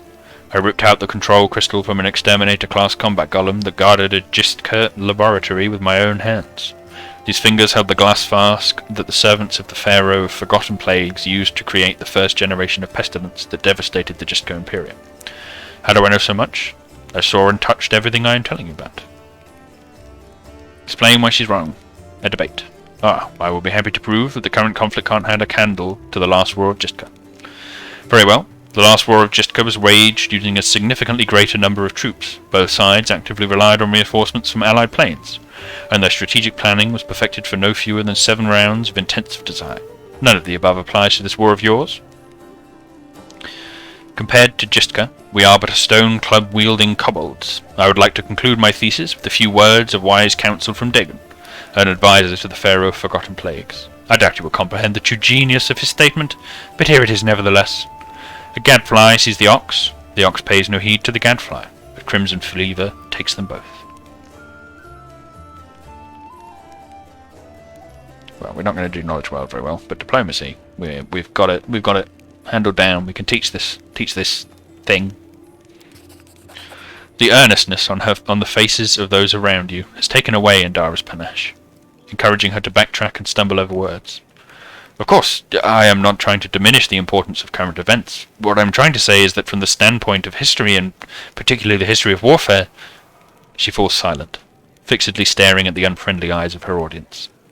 The true importance of these developments won't become obvious until later. Indara offers a pretentious dismissal. As a scholar, I cannot deny there is a certain truth beneath your skeptical statements. History is a complex discipline rooted in fact, and an evidentiary basis that grows ever more meagre the farther the described period is from the present moment. Of course, if I were to argue in bad faith, the way Crusaders embellish their tales of slaying a single Brumarank by adding a dozen Belus, for example, I could win this debate, but I am above such things. And therefore, I am forced to admit that your skepticism is not entirely without merit. I'm sure you would have been able to expound on your arguments in a longer discussion. Indara nods with obvious relief. I am glad we both understand this limitation. It's always a pleasure to face a worthy opponent, even if the debate takes place in a grimy tavern. Perhaps especially because of that. Indara unbuckles her sword belt and hands you the weapon. This is a worthy blade. It will be of use not only for the strong, but also for the wise. And this is where I bid you farewell. Before the end of the day, I was planning to observe how winged demons use pack tactics to drive their prey like herds of livestock. It's about time I got back to my research. The hint of a smile graces Indara's lips when she sees disappointment in the eyes of many Crusaders around her. Stay safe.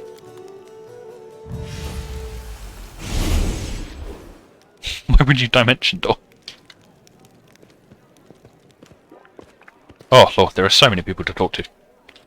Let's have a look at this sword we got though. Where is it going to be? It's not that one, is it? No, that's Marching Terror. It's the Heavy Mace of Fire. Is it that? Claw of Jistka. Oh, it's just a sword. Fair enough. Let's talk to Helor. A tall, athletic man greets you. His hair is prematurely grey and cut very short in military style. Wait, hold on. Is this... Yeah, he's the one that will give me... yeah, I'm not going to talk to this guy because he's the one that will give me... I think he will also let me respec, but he will primarily allow me to... Safety first? What do you mean safety first? But he will primarily allow me to recruit mercenaries, like characters I create myself rather than companions. Okay, you know what? I don't think I really need anything from her, but I can go talk to Seela. Seela smiles at you warmly. Hey there! During that march through the dungeon, we never got a chance to exchange a proper greeting. High time I shake your hand. Iribeth said your friend Jana Aldori is missing. Do you know where we should look for her? Told to stay safe and you agree. Fair enough. I mean, we do have to fight an army of demons, but I'll try. Iribeth is worried about her fighters. I understand that. I wanted to look for Jana myself, so I didn't distract you. But since you're in this too, I could use some help. Jana and I met in Canabras a few days ago and just hit it off. We went drinking together. We went to that unforgettable celebration together too, but we got separated in the crowd. So we should start looking from the main square. That's where I last saw her. You're better than those idiot demons. Well, some of them. Some of them would kill me quite easily, to be honest. Seela friends. Jana's a good fighter. Even if she is green, she couldn't have become an Eldori otherwise. I hope that means she's alright.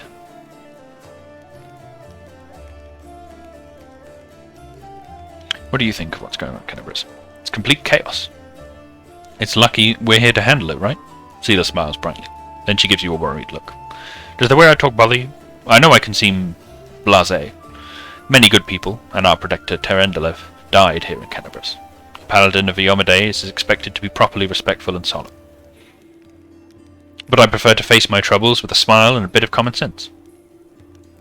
Grief is a weapon they'll use against you. It can undermine a warrior's spirit. It's better we hold off on grief until we've driven the last demon and cultist from the city. If we want to win, we can't be mourning our deceased. Thus joy heals the soul. Believe in yourself. I'll try. It's nice when you and your commander think alike. Seela smiles softly. Is fighting demons all she wants, or is she looking for something more? How about covering myself in glory and becoming the hero of 100 ballads? Or at least a dozen, if they're lively ones. Seela's eyes shine cheerfully. Anyway, to be more serious, the area around the World Wound is the best place for a paladin who wishes to defend the weak and serve good. Being part of the crusade is reward enough for me, but there's something that worries me. I don't want to sound like I'm criticizing my brothers in arms, but the Eagle Watch and others are just focused on just one aim, the war against the World Wound. That's why they can sometimes overlook the smaller things, ordinary misfortunes, you know? I always liked being a wandering knight, because any moment I could get up and go help a poor rat folk whose family had been kidnapped, or an old woman whose favourite dog had gone missing. So here's my answer. I don't have some big, important goal, but I'll be happy to help those who need it, a little bit here and there. Thank you for speaking with me. I'm exhausting myself talking to these people, and my throat is going to murder me. So I might just head down. That's outside. Oh, I thought that was the exit. Let's see. Oh, we can head down to the basement. Let's go to the basement, because then we can grab, I think, one of the other companions. Oh, I leveled up. When did that happen? Well, tell you what, I'm going to quickly nip to the loo, and then we will, once I'm back, we will level up. So I will see you all in a moment.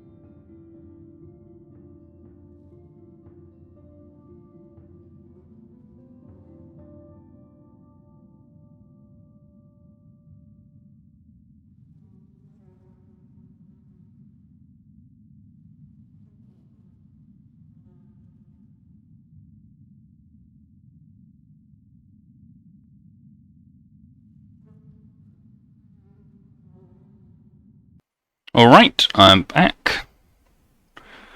Hope everyone was alright in that time. But yes, so we'll probably stick to phase speaker, and then we get our first, second level spells, which is very nice. So, let's chuck point persuasion, probably perception because it's useful, and then law nature. So, we get, oh yes, we're level 3, not level 4, so we should get a feat. Let's see. We could take greater spell focus in transmutation.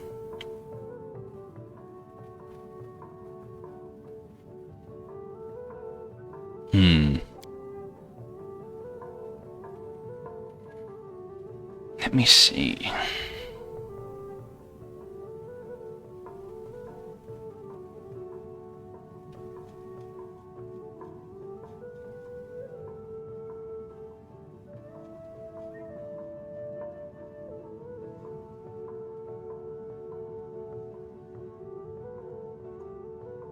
No, we'll stick to... Well, do we want greater spell focus? You know what? We'll try and brew potions. You died in the meantime. Oh no, that's not good. But I'm glad you survived dying. That's good. Glad to hear it. It's always good when you survive dying. Let's just go for greater spell focus in transmutation and hope we keep getting transmutation spells.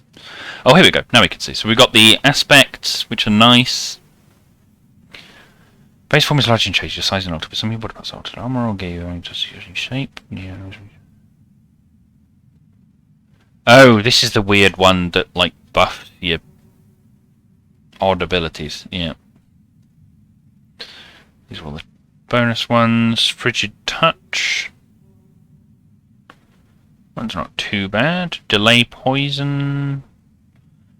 Bark skin's a nice one. We do want that. Hold animal. Natural rhythm. Strike by the number of previous consecutive made against that opponent's turn. Pernicious poison. You weaken the target's defenses against poison. Pox pustules. Inflict pain. Minus 4 penalty to dexterity. Resist energy. Restoration lesser. Stone call.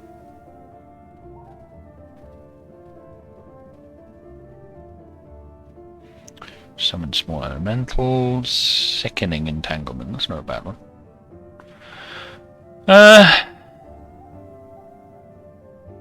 Tell you what, we'll swap this out for just a regular spell focus into conjuration.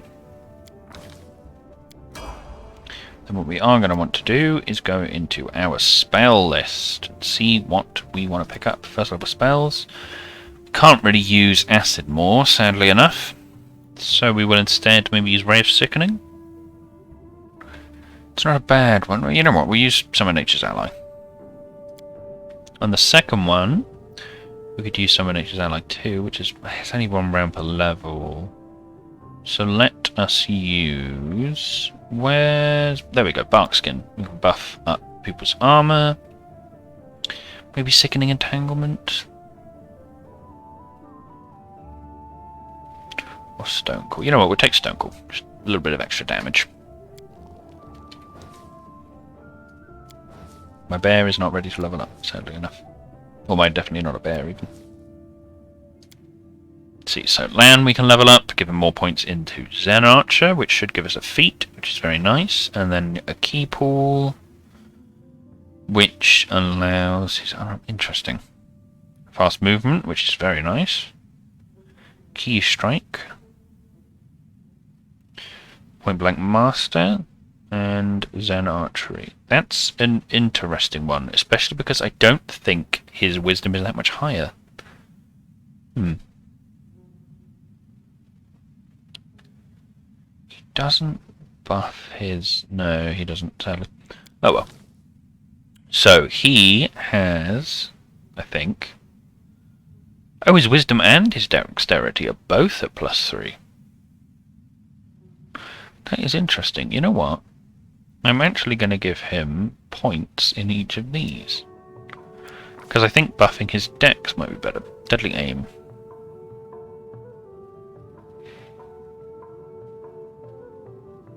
And do an all range damage bonus. It's definitely not a bad one. You know what? I think we will go for this. Yeah, we'll give him a deadly aim. And then he gets point blank master. Oh, he has to pick a weapon. Yeah, we'll stick with longbow then.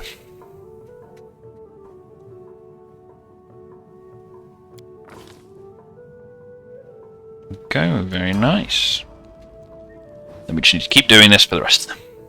Camellia, who's still a spirit hunter. Give her a bonus to trickery, which she already has a skill focus in, interestingly enough. And we'll give her another point into law religion, because she's got some alright wisdom. Let's see, we could give her a weapon focus. We don't want to give her a point blank shot. Let's have a bit of a look here. Wondering if they have anything better for hexes. Shield focus isn't bad. But do we really want shield focus? I don't really want to give her a weapon focus. Well, maybe on rapiers. Yeah, let's give her a weapon focus on rapiers. Why not? She uses rapiers. Right? I'm not an idiot. Yeah, she does use rapiers. All good. Seela, who will be remaining a paladin, obviously. She does have bonuses to charisma, but I utterly hate having her do anything with charisma. Because, well, I don't really want her to be the main character. Put points in these, and then maybe not mobility, maybe athletics. But then she sucks at athletics, is the problem. And it's not a class skill. Fuck it, we'll put it in persuasion. Why not? She's not much of a... Not much of a skill-focused character at all. So, immune to fear, mercy. Ah, yes, that's quite nice actually. Blinded, confused, cursed, dazed, or diseased. Diseased might be good. There you go. We'll give her a heavy armor focus. And oh right, we can't pick shaken, sickened, or fatigued.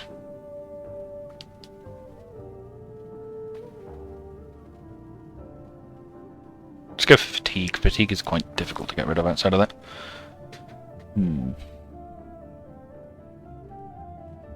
Okay, I think that's a nice amount. She doesn't have... She doesn't have any spells yet. She's not an archetype. No, she's a normal paladin. Okay, so that's that done. Oh, that's all of them. Okay, very good. So if... Hold on, if I have a look at myself, if I look at my class, when do we upgrade Doggo Boy? Never. Okay. Sources Nature Bond, which I'm more interested in. Curious. Oh well.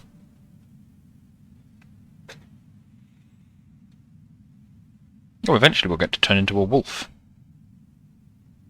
Which I think is good. At 4th level. That's 6th level though. Oh, all level prerequisites are increased by 2. Yeah, that kind of sucks.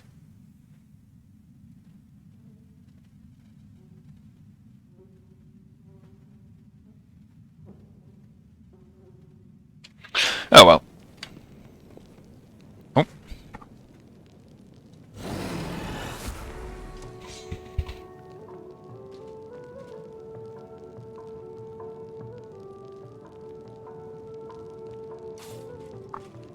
He's been a little troll.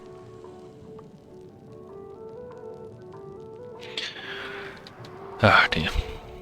Let's steal everything that isn't nailed down. As a true RPG protagonist should. Let's talk to Delvin.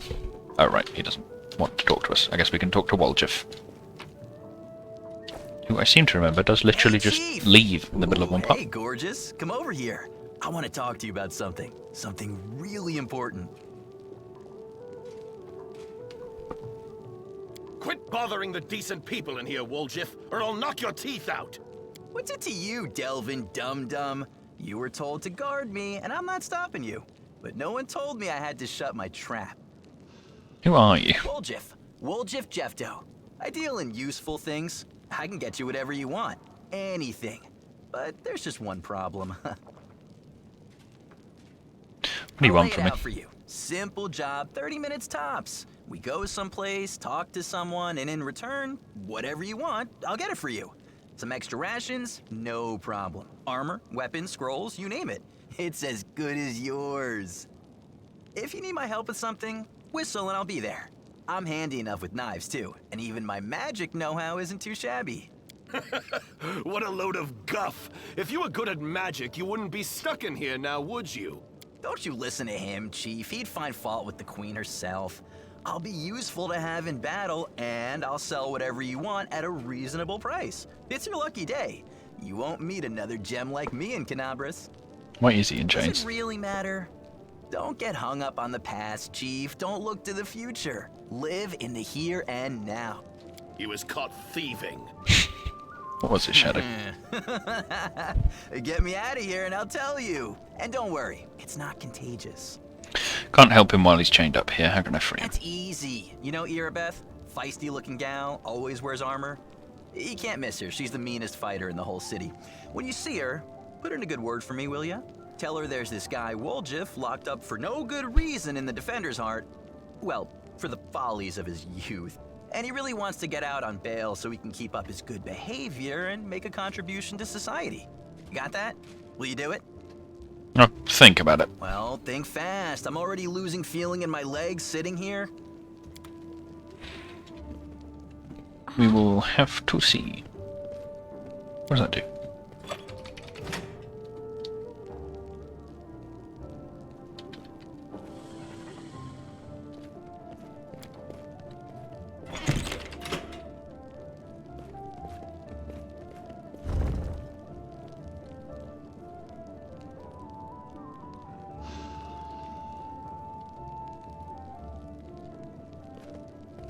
I have absolutely no idea what I did by pressing these buttons. Oh, did I open this?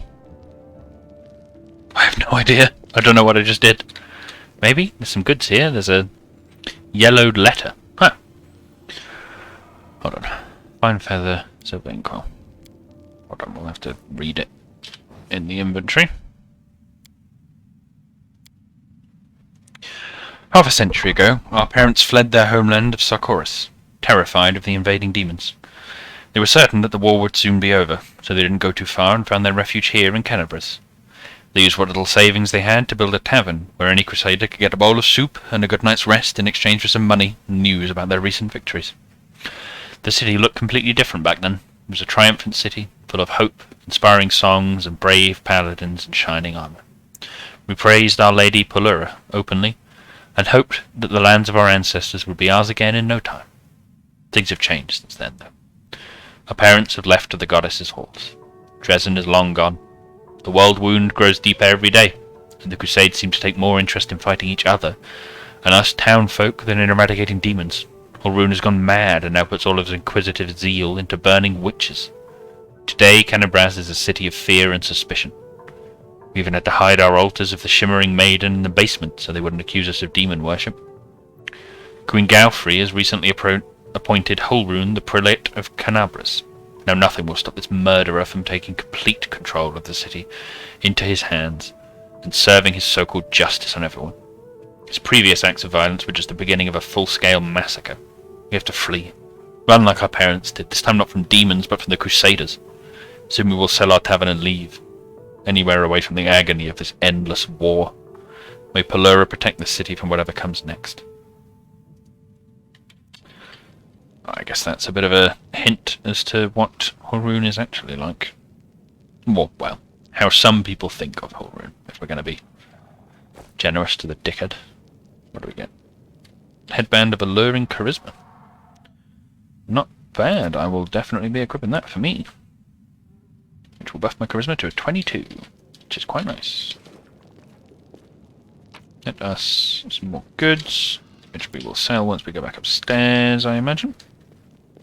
Upstairs. No, that's outside. I'll share my path. I don't know why I get so turned around. Normally really good with directions. Well, obviously these aren't directions, but you know what I mean. Keeping my bearing and such. Oh, yes, it is Irabeth. We want to talk to her first. There's a tiefling chained up in the Defender's Heart. What can you tell me about him? Irabeth shrugs scornfully. Woljif is a petty thief from a gang of thieflings operating in Canabras. That's what we call them in these parts. They tried to rob a vendor of magical items recently. Unfortunately, we apprehended only one of them, and the rest managed to escape. We have nowhere else to keep him apart from the Defender's Heart, but that's hardly a prison. Woljif knows it too. He's been begging us for days to let him go free or have someone vouch for him. He's already asked you to put in a good word for him, hasn't he? Irabeth squints at you thoughtfully, then shrugs. If you want to recruit Woljif and put him to good use, go ahead and take him off our guard's hands. We can ill afford to let a soldier spend their days watching over a middling thief. I hope the tiefling proves useful, should you decide to take him along. Okay, before we go out on parole.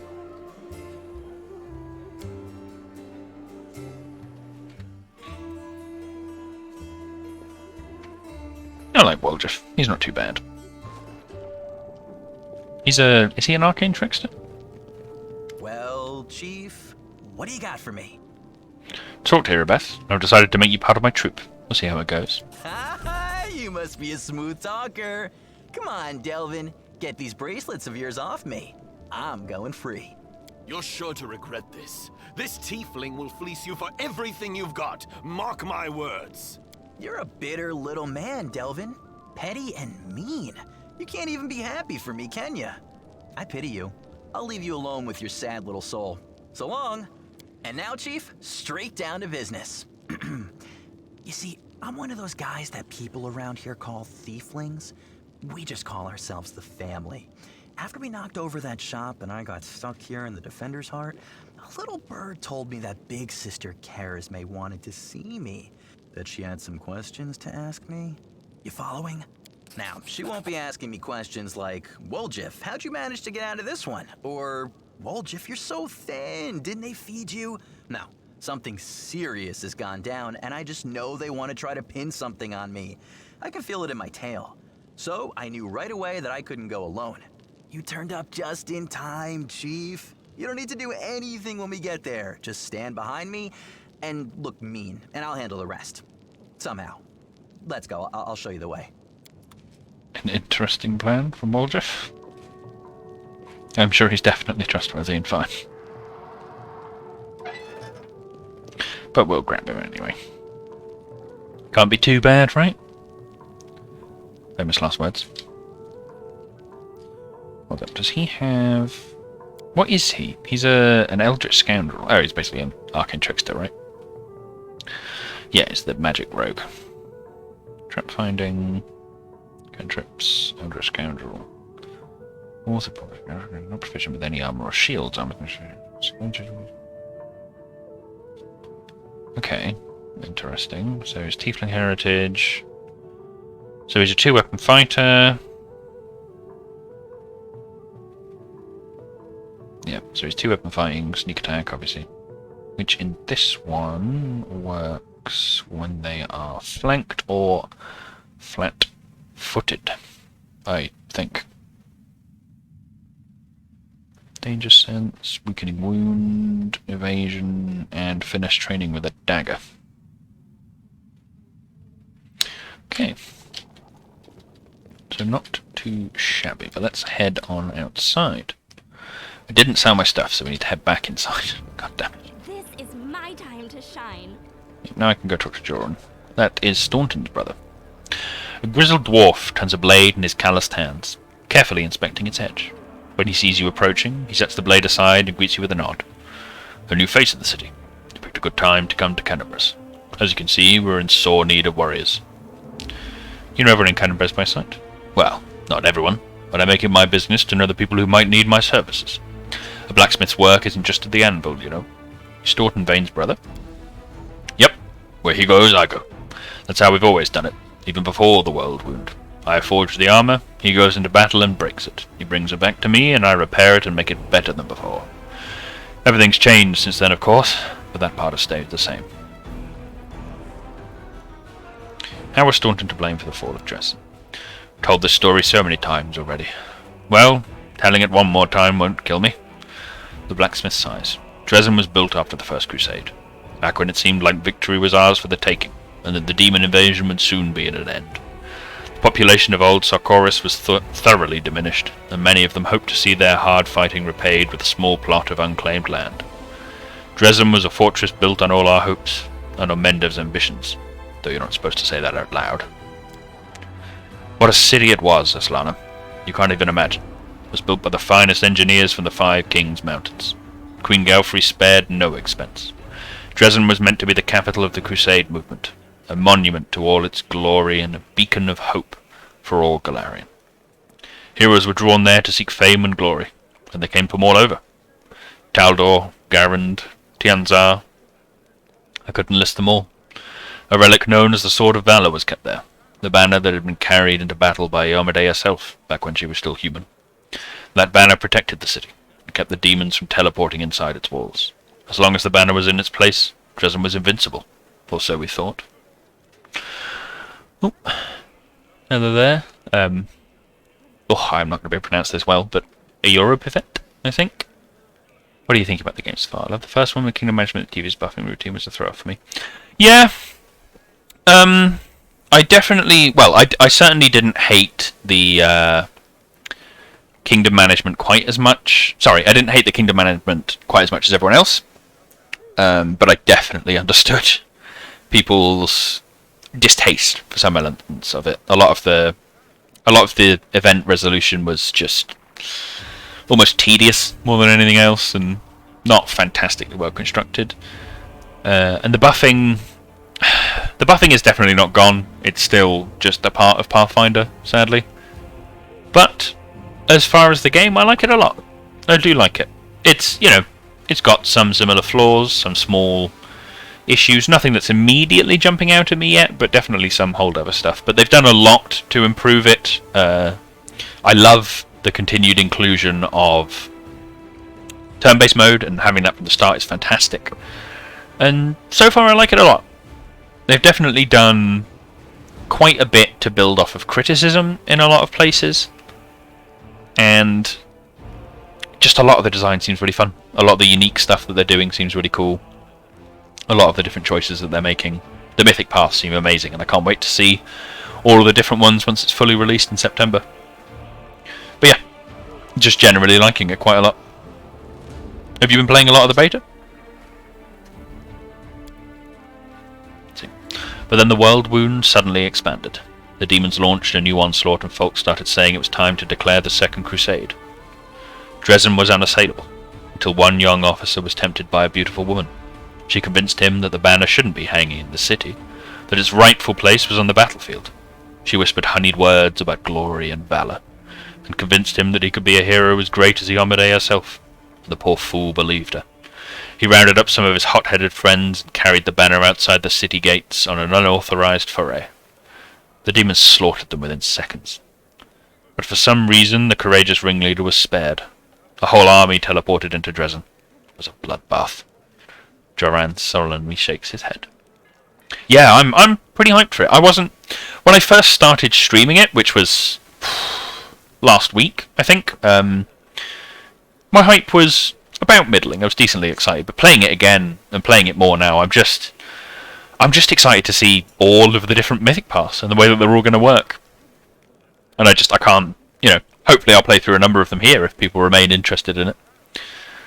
I'm interested to see how Demon works. I've heard mixed things on it, but it's an idea that's just... I'm curious about it. And I think if we finish this beta playthrough before September, before the game comes out fully, then I might give the Demon a go on stream.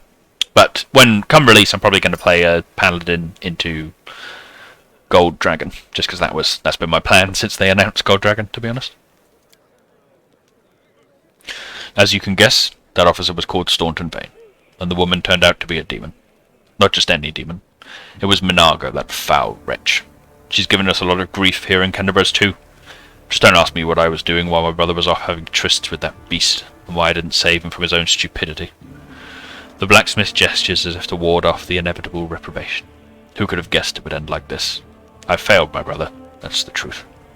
I blame myself every day, looking at his plight. So, that's the story. I do like Staunton's story. I think I was talking to someone about it in the last stream. It's just really interesting. It's very... They've done a very, very good job of making him both definitely empathetic and someone you can sympathize with, but also someone where his mistakes are still his own, right? Like, it's what happened before and what happens later on is still his fault. But the game doesn't completely exclude any sympathy for that either. It's still his decision, his fault, his problem, and he shares a lot of the blame for it, but he's not the only one. And that's, I don't know, it makes the character really interesting. It genuinely made me quite invested in the idea behind him even when I first played in the alpha. Very fun one. Anyway, Why does he have his forge here in the tavern yard? Wherever I am, that's where my forge is. A true master of any craft will always find the tools they need. I miss my old forge, of course. It's now just a pile of charred stone and metal. But I've still got my hands, and that means I can work. Does he recognize radiance? Do I recognize it? Of course I do. I made this with my own hands. There's my brand, see? The dwarf carefully takes the sword in his hands, gazing at it like a doting father. Oh, Yaniel, things have been tough without you. But at least we've still got your sword. That's something. Jorman returns the sword to you. In battle, ordinary swords get blunted. They break. But sometimes a weapon can preserve. I don't even know how to explain it. I have no authority on these things. But something like an echo of the deeds done with that weapon. Or more like the reflection of the wielder's soul. I don't know. I will say one thing. Take care of that sword. Yaniel may no longer be with us, but the demons will still remember why they need to turn tail and run when they see radiance. Oh, the scabbard's all worn. We can't be having a fine sword like this being carried around in this tatty thing. I'll make you a new one if you like. If the city stands strong and we both survive, come see me again and I'll have it ready. No charge. Yeah, exactly, the complex characters. It's nice. Some of them are a little less complex. I find Seela to be gratingly one-dimensional. Well, she's not that one-dimensional, but gratingly, cloyingly good. And there is a specific point later on with a specific betrayal which I just find hilarious, if I remember it correctly, though they may have changed it. Let's see what he can sell, because he should sell us some nice armour. Mail heavy shield +1, rugged helmet, what will you do? DR3 melee, but the rest is -3 penalty to perception skill checks. Deceiving facade. Whenever the wielder of this +1 buckler receives a critical hit, they are affected with their effect of a mirror image spell, which is 200. God damn, not bad. +4 bonus to AC against sneak attacks. Living ram. Uses a charge combat maneuver and hits an enemy that creates a 1d6 bludgeoning damage. The enemy is supposed to reflect saving throw, become prone.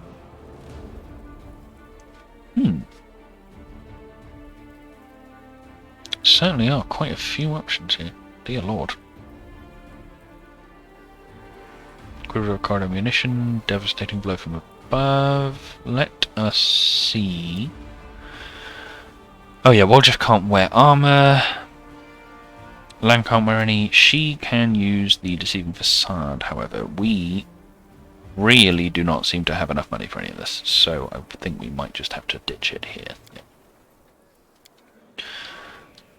Let us. Yeah, we need to rest, actually. The dangers don't frighten me. Do want to double check that resting won't screw us over, because I do kind of still want to get rid of Camilla's Camilla, whatever. I want to get rid of her crippling wound, because that's not ideal. Of course not, it's a wound, right? Which I think basically means if death's door, if she goes down again, she'll die. Which is a mechanic I like, to be honest, because having to revive everyone is a chore. I remember doing that in Baldur's Gate 2. I also remember that one of the romances would just completely break if a character ever died. Or was it if they ever got petrified? It was something weird, where it's like you had to have them permanently in your party forever. Or else it'd just break. And I'm glad that they've done a lot to change certain things. What is this? Place has been sanctified. Protect the area around it from the corruption of the abyss. Oh yes, because they've added that corruption mechanic, which I don't fully understand at the moment, but it does seem pretty useful. But yes, I will need to double check that we aren't timed on anything. Let me wares and sell off all my crap. There we go. So, if we hit journal, day of the city. That's an objective which I have apparently missed. Phenomenal. And Devoured by Darkness, which I complete. Oh no, I have completed both of these.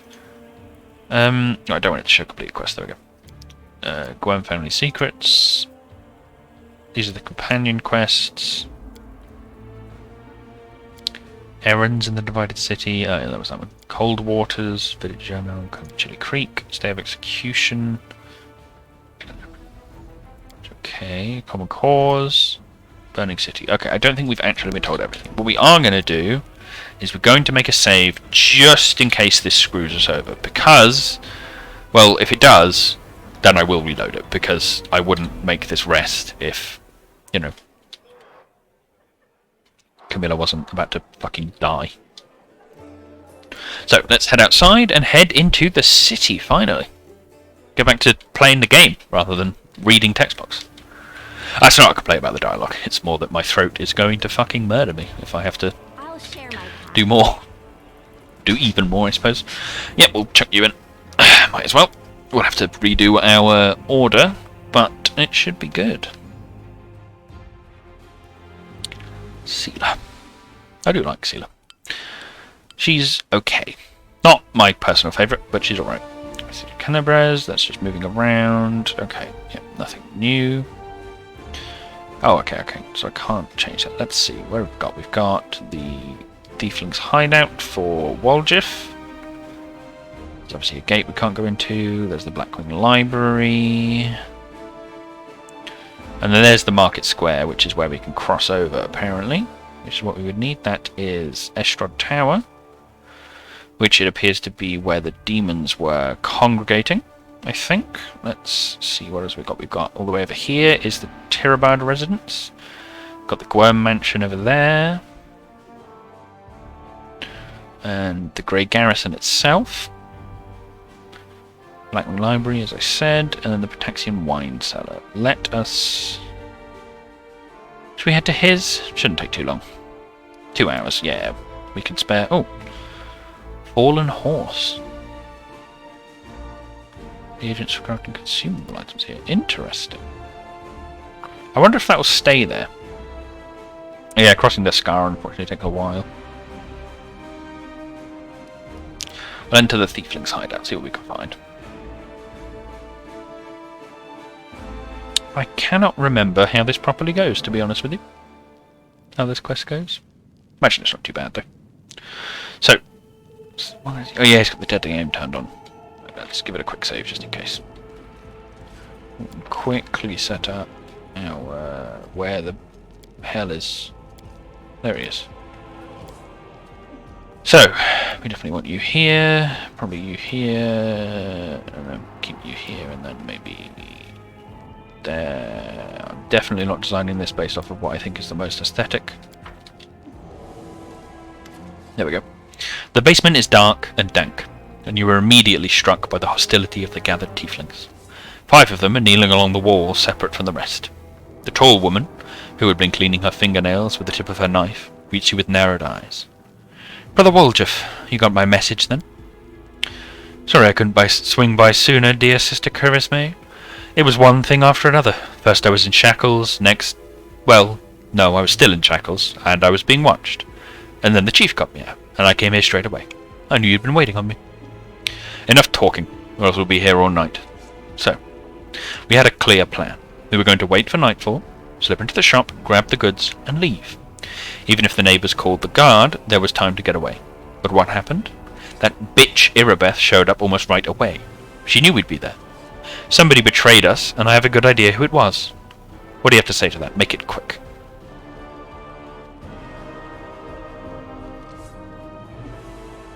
Do you think Woljif knows the name of the traitor? Charisme turns to you. She speaks. I thought Woljif only brought you so he'd have someone to hide behind if things went south. Yes, he knows the name of the traitor. Every gang that Brother Woljif has been part of has very quickly come to an end. The hideout location was passed to the guards, or their competitors found out where they could ambush them. Woljif is the only one who always comes out smelling of roses. If you think about it, you'll come to the same conclusion as us.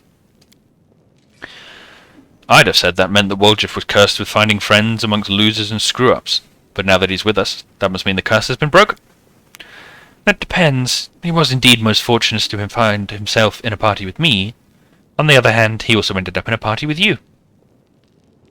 Canabres is burning. Why are you squabbling here instead of fleeing the city? Charisme purses her lips. I'd be glad to leave, like the rest of my brothers and sisters. But in the family, there's nothing worse than betrayal, and it's something we do not forgive. We don't forgive anyone who lets traitors off the hook, either. If I don't find the rat, my superiors... Let's just say I'll wish I was burning in Canabres. I want to keep living, so I'm going to take a chance. Till I find out who is the traitor here, no one is leaving. Well, just tell us your side of the story. What happened? What's there to tell? About a week ago, Sister Kerisme got 6 of us together in this very basement.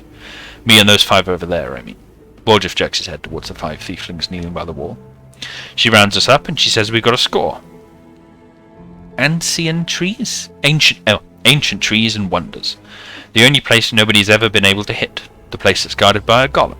But now, a powerful scroll that would knock out the golem just happened to come into our possession. Along with a tip-off that the shop owner would be gone on a particular night.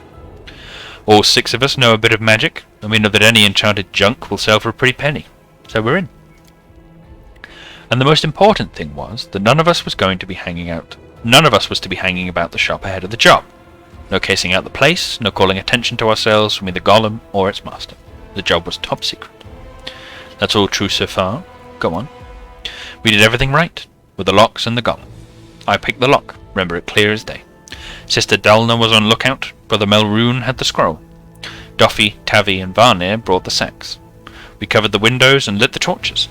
I remember scooping up rings and tossing them in a sack, and one right expensive one rolled away from me. I crawled under a table after it, and next thing I know, Irabeth was there. Everybody's scarpered, but I was still under the table. Not my finest moment. I was going to wait it out, but then those blockheads were dragging me out by my tail and put me in shackles. They took all my rings off me, about 20,000 worth. To add insult to injury, I never even found the last one. In the end, I got busted over nothing. So they caught you, poor thing, stripped you of your loot, and you didn't even manage to stash anything. Kerisme is pointedly polishing her knife. Where's the Moon of the Abyss, Brother Woljif? What is the Moon of the Abyss? It was an amulet. Used to sit in a little cushion in the window of Ancient Trees and Wonders. Sterling silver. Sparkled like a star. Fine piece of work. On one side there was a half moon. You know, a crescent. A waning moon. And in the middle there was a dark crystal. Like it was eclipsing the moon. Old man Philemon was so proud of that amulet. He used to say, I'll never sell it. It's the jewel of my collection. Woljif sighs unhappily. I used to go there to see what kinds of treasures there were in the world. There's nothing else to look at in Kennebrus. People used to claim it was a powerful thing, but who's to say? If you ever stole a thing like that, you'd have the guards on you the second you tried to fence it. Everybody knew that you were always hanging around Ancient Trees and Wonders, drooling over the Moon of the Abyss. Did you think you could swipe it in all the commotion and keep it for yourself? Did you hope that we'd all be locked up and you'd get off scot-free and with a fancy trinket to boot?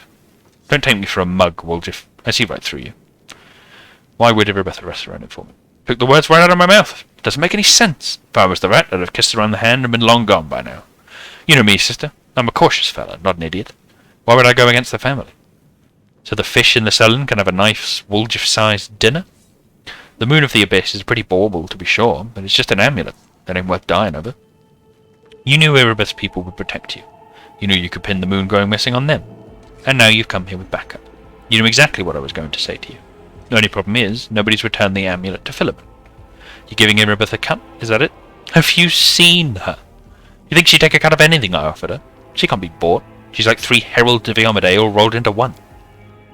He speaks the truth. You'll find some knights who'll take bribes, I'm sorry to say, but Irabeth Tirabade isn't one of them. Go on, Woljif. That's the whole story. Woljif crosses his arms, looking affronted. Some family this turned out to be. It's just a name in the end. In a real family, people take each other at their word. They don't throw around accusations. I didn't take the Moon of the Abyss. What am I going to do with it? You can't sell it to no crusaders. It's a special item. You can't wear it, it'll get nicked. It's pretty to look at, sure, but it ain't that pretty. If it's that important to you, Sister Kerisme, I'll find it. Now drag the traitor here by his horns, just so as you don't end up at the bottom of the cellar. But do you know what you're going to owe me for that? An apology. Right here, in front of everyone. You're going to apologize loud and clear so everyone hears it. You'll say, sorry, Woljif, you're a good guy and I was wrong about you. Fine. You're one of my people, which is why I'm going to give you some time. But if you run, Brother Woljif, the family will get you wherever you go.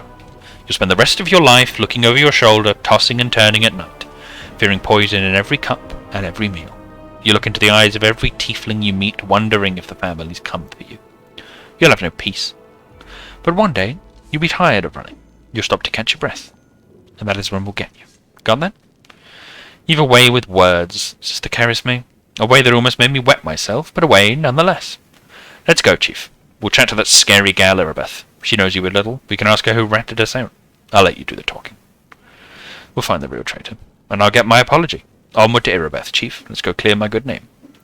Root out the traitor, but be quick about it. Time's running out. I don't want to get chewed up by demons.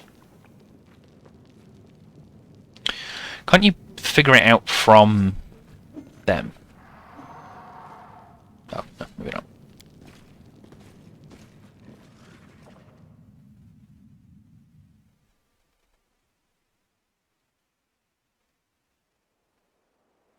Let us head back to Defender's Heart, I think.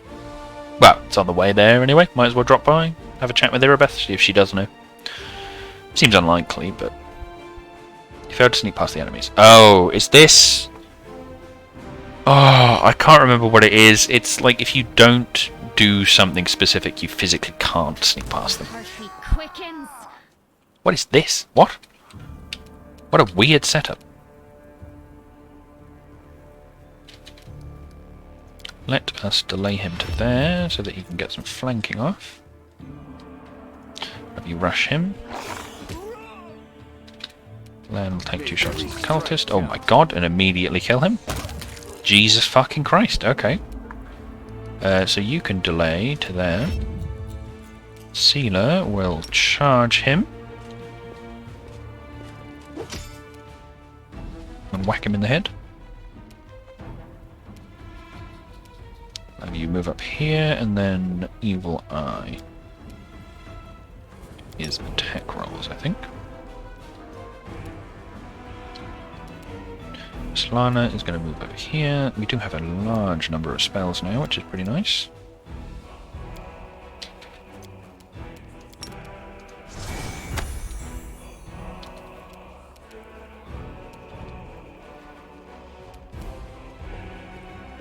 Do you have any Orisons? He does have Orisons.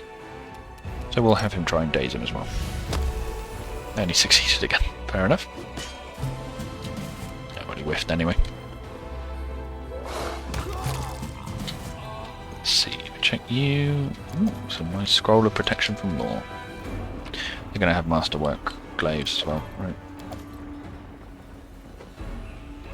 Oh, Woljif can learn protection from law. I suppose he is technically a full-blown wizard.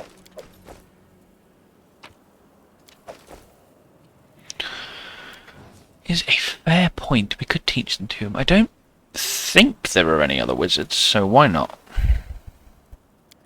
What does shield do again? Is it like a minute per level? Fair enough. And Ray is Sickening, and that one, and maybe not that one, or that one, but you can learn. You already know that one. It's a little bit weird when they have the scrolls for the ingredients. That makes it feel a bit odd, in my opinion. Just makes them look too much like scrolls, right? Because that's what I thought it was. So, I think we've grabbed everything we want, so let us head up. Why do we have a book? Tome of the Minotaur. I have no idea. Did we... Is that a recipe we have in our inventory? Oh dear lord, that was a weird bug. Yes, spicy pastry. You now know how to make spicy pastry.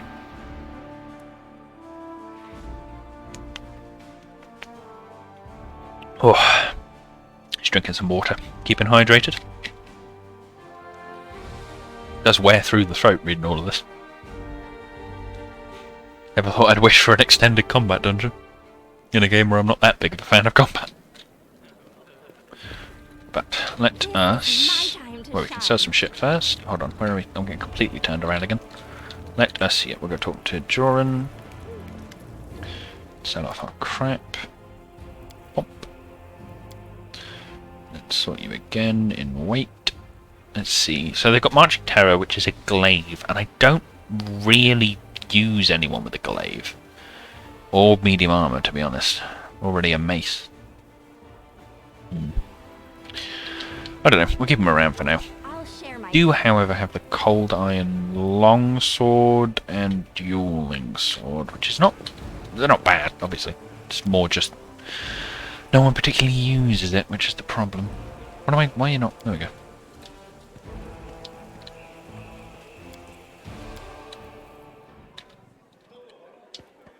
There we go. Go talk to Irabeth.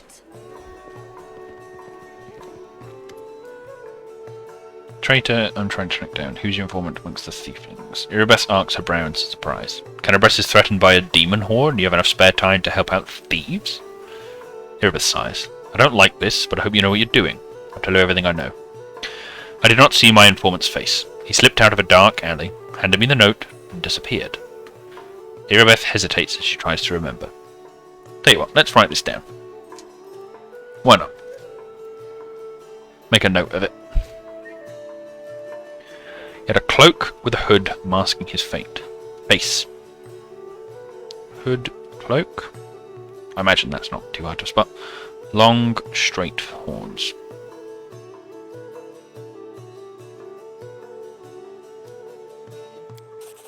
Should be a guardian golem in Ancient Trees and Wonders, the shop they're trying to rob. They only gave us the construct's code word just in case. The golem itself was destroyed, but the head seems to be intact, so you can interrogate the thing and find out what it saw. The code word is Hand of Aurori. The shop's owner must have escaped, but there's a chance you'll get lucky with the golem. Very nice. So we can go visit the shop and talk to the golem. I don't know why I'm doing this quest as a priority. It really shouldn't be. But if we keep heading out, make a quick save. Where are you? You'll hold. Yes, that will just stop me moving. So, let us head out. Might be worth switching around while just spells, just in case. Seeing what we can switch around. Don't know if we always want them.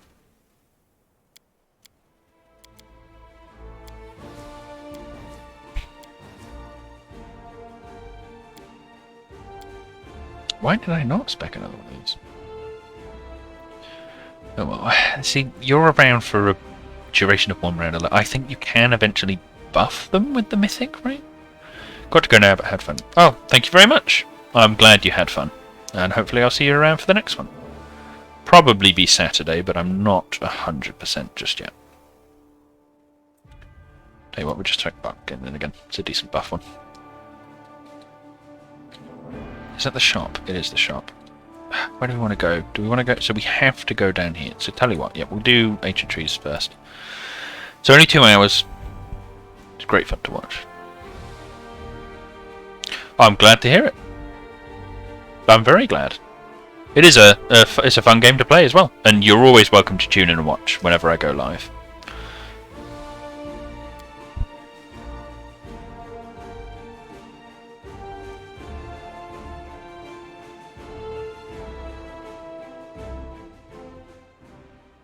What's through here? What do we got? Yeah, we got some goods. Oh, a scroll, a bless weapon. Is anyone there? What do we have What here? do we have? We have... Ah, this is the talking weapon. This was one of the stretch goals. Finian the talking weapon. Phew! Free at last. I thought I'd be flattened like a pancake under that rebel. Much obliged. Damn, I'm not in any pain, but my head is still foggy for some reason. What's with all the hubbub in the city? The name's Finian. I'm a Pathfinder. If there's anything I can do to help, I will. You're a Pathfinder? That's right. Finian Dismar. Pathfinder and Crusader. I roam around the world wound wherever my tasks lead me. Scouting, mostly. But this last while, I've just been hanging around in Canabres, waiting until I'm needed again. I'm bored out of my mind, but at least this shop makes for better lodging than some inn. What I meant was... What are you? What's that supposed to mean? I just told you. You want to know where I hail from, is that it? Well, I'm from around here, actually. We Kellids of the Star-Eye clan fled when the World Wound troubles began. But I couldn't stand by while the demons wreaked havoc, so I came back. What did you mean to ask about my weapon of choice? My best weapon is every weapon. I'm a skilled and capable fellow, if I do say so myself. I can swing a sword and poke with a spear. What I'm best at is communing with the spirits. They call folks like me Phantom Blades. Phantom Blade? What's that? It's like a spiritualist, but with a twist. It means that some spirit took a liking to me at some point, and it can turn into whatever weapon I need. Handy, eh? I don't need any whetstones or enchantments. It doesn't take up any space either. Although, to be fair, it's not a barrel of laughs. The spirits that bestow this kind of power don't come from happy places, and they're not exactly bright-eyed and bushy-tailed. They usually appear after great battles that leave few survivors. City's under attack by demons. Wait, what? The last thing I saw was some thieves breaking in here. Then the guards came, everyone was running around. After that, it's a bit of a blur. Right when things got intense, they dropped the cabinet on me. Couldn't even help the owner. I was just lying under the shelves like a dimwit until you came along. If there are demons in Canberras, we must do something about it. The city needs every blade it can get. Hey, do you mind taking me with you? I don't think I can handle this alone. Besides, the more the merrier. How did you end up in the shop? Gah, I've been here so long I don't even remember anymore. Just sitting and waiting for any word from the Pathfinders. But it looks like everyone has forgotten about me. The shop owner is an old friend of the Pathfinders, so I've taken up residence here. Alright, I'll take you with me. I swear you won't regret it. I can do all sorts of things. Is there anything your party is missing? A sword? A spear? A bow? Just say the word. So, how does he work? Finian. Ah, okay, so he's over here. Start dialogue. How does this... Oh, okay, so I can literally turn him into anything I want. Well, not quite anything. Dart, dagger, club, quarterstaff, rapier, scimitar, scythe, short spear, sickle, and spear.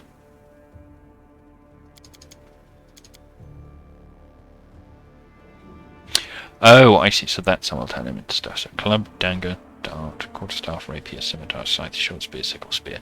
Yeah, not perfect. He's quite limited in terms of what you can turn him into, which is a bit weird. Or is this, I'm only capable of turning him into stuff I can use? So if I go to Sealer, or go to Lan. Okay. Okay, so I could turn him into a composite longbow for Lan. Or a dagger for Woljif. Can I turn him into a claw? No, not quite. Turn him into a rapier. What has she got? She's got a cold iron rapier. She's got radiance. I've got a shitty scimitar. Which I could turn him into.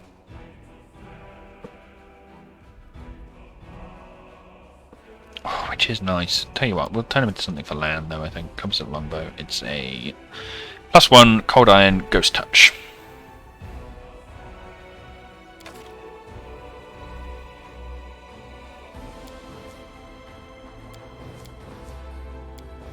Can I do weird stuff with this? If I go for scimitar and give myself him as a scimitar, does he still... Okay, no. That doesn't quite work.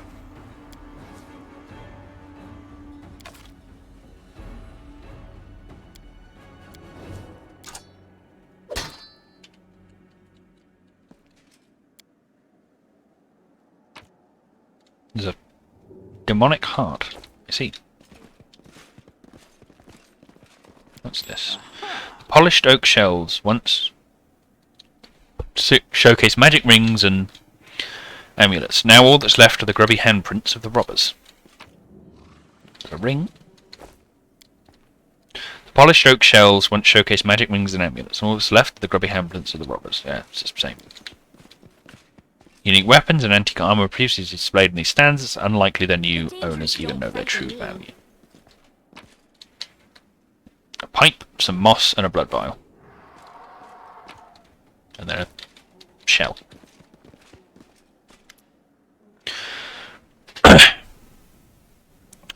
The formerly well-appointed shop now looks like a sorry state. It's been completely ransacked. Lying in the corner next to a scorched wall are the soot-covered shards of a clay golem's head. The golem's eyes glow in the gloom. Master. Code word. Hand of Irori. Code word. Correct. The golem's eyes glow brighter, awaiting orders. Where did he come from? The golem was created by Gafrain and Son. Address, third building on the right, Jeweller's Alley, Neurosian, Mendev, model G504ENE, which stands for Experimental and Enhanced. For all inquiries, contact Mr. Gafrain. Tell me about suspicious people who came to the shop in the last week. The golem is silent for a moment. 56 individuals entered the shop. Human, female, old. No male, old. Human, female. He'll be reeling off customers till nightfall. We need to ask it a different way. Were any of the suspicious people tieflings? The golem is silent for a while. Tieflings, 3. Tiefling male, middle-aged. Tiefling male, young. Tiefling female, young. Young male tiefling. Tiefling male, medium height. Short horns curling backwards. So it's not that one because he hasn't got the long straight horns. Medium length tail. Eye colour, yellow. Hair colour, black. Special observations, annoyed master. Horns, hair, tail. That sounds like me. But it's not possible. I know what the security's like here. I didn't come near this place. Give you my word, Chief. No special observations. Subject was unremarkable. There. See? Can't have been me. The middle-aged male tiefling. Tiefling male, medium height, long, straight horns, medium length tail, eye colour, pale blue, skin colour, dark. Special observations, red hair. Ah, that's your trader. I bet your life on it. Keris may drilled it into our heads that we wasn't to go hanging about the shop. Red hair. We've got a couple of gingers, plenty more who get it out of a bottle. So much for special observation. Golems ain't all that cranked up to be, eh? Maybe its master knows more. Describe the female tiefling. Tiefling female, above average height, hair, long, pale, tail not observed, long, straight horns, eye colour, blue. Special observations, scar on nose, baldric with gold stitching. I don't know that one. New arrival, most likely. Gold stitching, eh? Wouldn't mind getting to know her a little better. Enough. Golem is silent, awaiting for an order. Where is your master? Philemon Fruliatros, my master, is in his hiding place. Revealing the location of the hiding place is prohibited. Prohibited. Prohibited. He'll likely hold himself up in the basement when the commotion started. The entrance should be around here somewhere. Where is the basement of this place? The basement is below me. I guard the basement. Leaving my post is prohibited. Found out everything I want to know. Can I move him? Oh, there we go. Athletics. The mongrel did it. Good job, lad. Is he gonna be angry? Oh no, doesn't seem to care. So, we'll make a quick save. Has it organised? Dark-skinned, red-haired tiefling man with straight horns, but got him so limited memory. Shop's owner ask. Well, I'm assuming the shop's owner is probably dead. Oh no, he's not. Let's steal his stuff. I am helpful, am I not? Including all of his booze. We're not thieves, I swear. The elderly gnome, so portly as to be nearly spherical, is curled up in the corner of the basement, shaking. Marauders! Bandits! Scavengers! Yeah, makes sense. We're all of those things and much, much more. Before you report us to the authorities, mind if we have a chat? Please, calm down. No one's going to rob you. The gnome peers at you. You do look better dressed than the local thieves and ragamuffins. You came here to tell me that the nightmare is over? No, it's not. You hate to steal my riches. Get back! The gnome notices Woljif, and his rounded face turns scarlet. You! Woljif, the dirty little sneak thief. You've been sniffing around my shop for years. Finally worked up the courage to rob me, did you? Get out of here. You and your pals have taken everything already, I'm sure. The gnome seems to settle slightly. My name's Philemon Fruliatros. I was the owner of this shop, but I'm not sure I can claim to be the owner of anything now. I hope there's at least something left of it. Oh, come off it. Your shop's fine. It's a bit ransacked, maybe, but nothing a bit of spit and polish can't fix. Where were you the night of the robbery? Do you think I robbed my own shop? I was here, in the basement. I was told to make it look like I'd left. The watch was very keen to get their hands on those tieflings. They seem to be multiplying all over Galarian. So, of course, I did everything they said, and I've been stuck in this basement since then. The golem wouldn't move away from the door, no matter how much I yelled at it. But then, I thought that it was all to the good. Somebody came by after the guards and caused a ruckus upstairs, bellowing like mad, taking advantage of my absence. Tell me about the tieflings that have visited Ancients and Wonders. Why should I tell you anything about my customers? You're not from the City Guard or the Eagle Watch. Chief, if he keeps digging his heels in, just say the word. I know how to loosen his tongue. Try and bluff him. Hoping the Eagle Watch to catch the culprits. So in your interest to tell me everything. So they haven't got the tieflings? I thought the city's finest were on the job, and they'd... You can't rely on anyone. Ask your questions then, if it's so important. Tell me about Woljif. Philemon's face wrinkles in distaste. Woljif Jetto, right?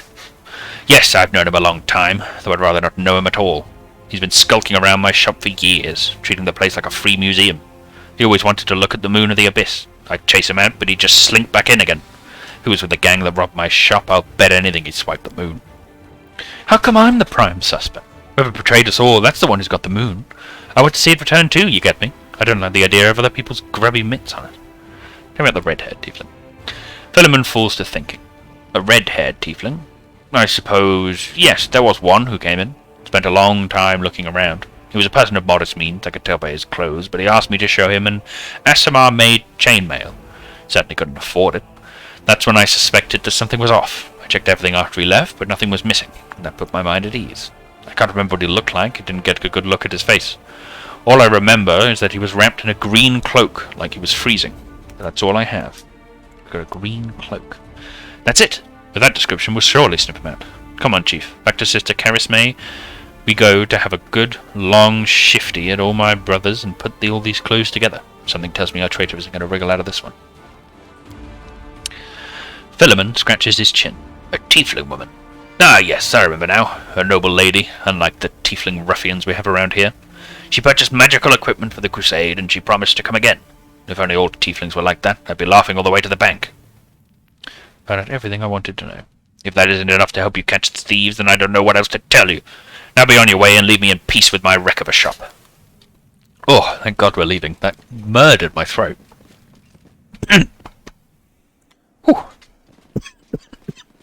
Oh, there we go. Sorry about the cough. I'll share my path. But as I said, barely had a throat left. So, now we exit. I guess we can head back to there, and it shouldn't be too long to get there. Ah, directly there, so yeah, less than an hour. Very good. Barely any time at all. And we enter. And all will be good. Oh, I need some water after that. So, a quick save just in case, and we'll head in. Let's talk to Carismay.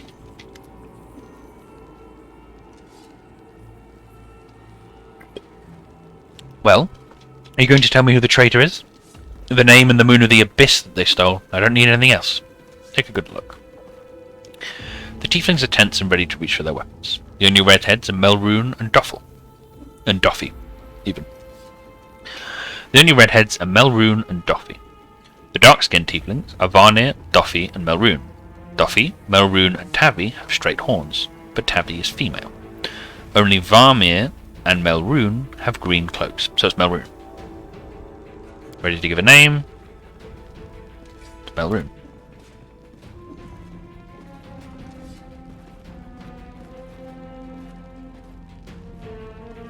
Who? Voetiel and Hepzamira.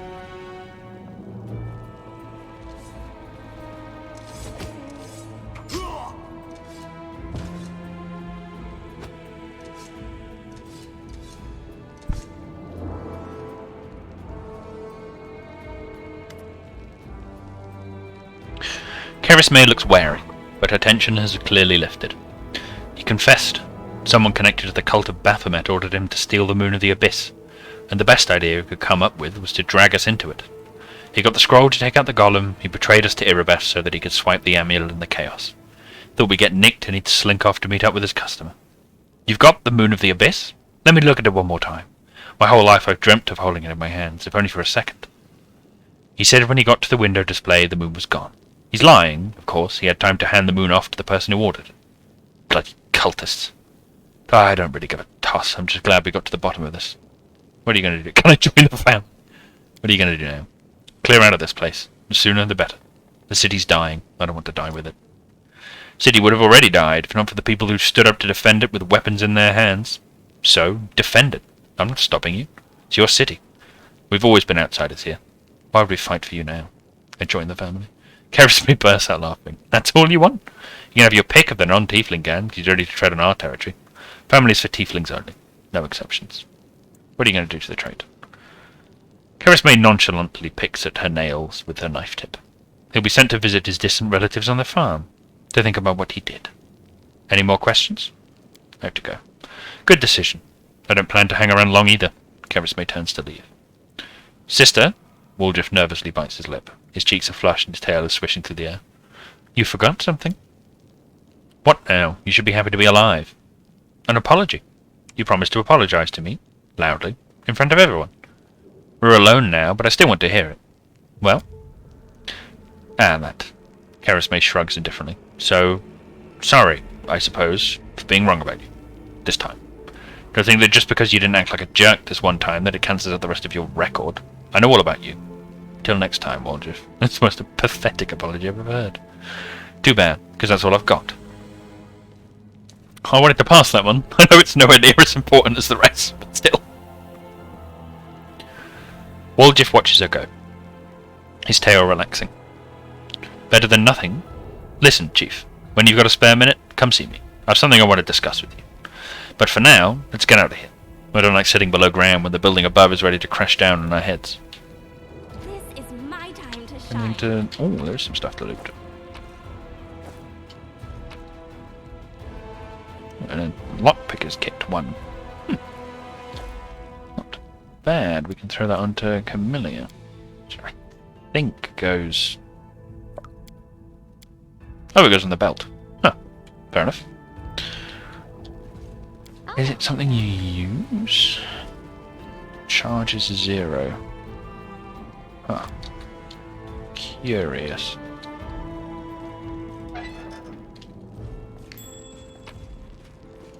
My tail is twitching. Must be a sign. I am helpful, am I not? Some more crap there, and then a magic secret door. There's a Thiefling's account book.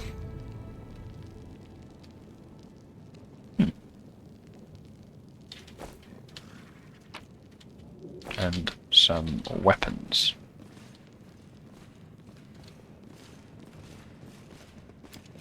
Oh well. Guess we'll just head back out then. See where else we can go.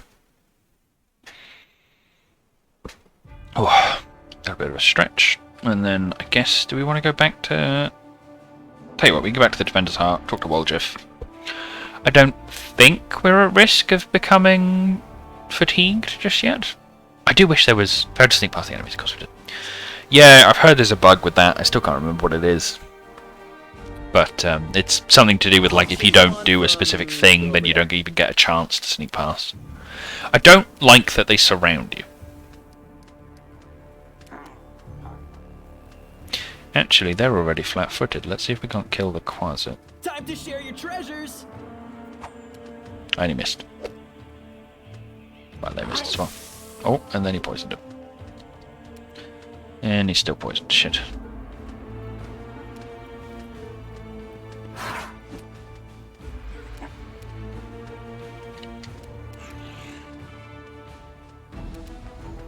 See if we can kill the shit. Reduced, really? What DR does it have? Whatever exceptions, good or cold iron? I'm pretty sure the bow is cold iron, so that could be broken. We'll debuff that. And have her move this way.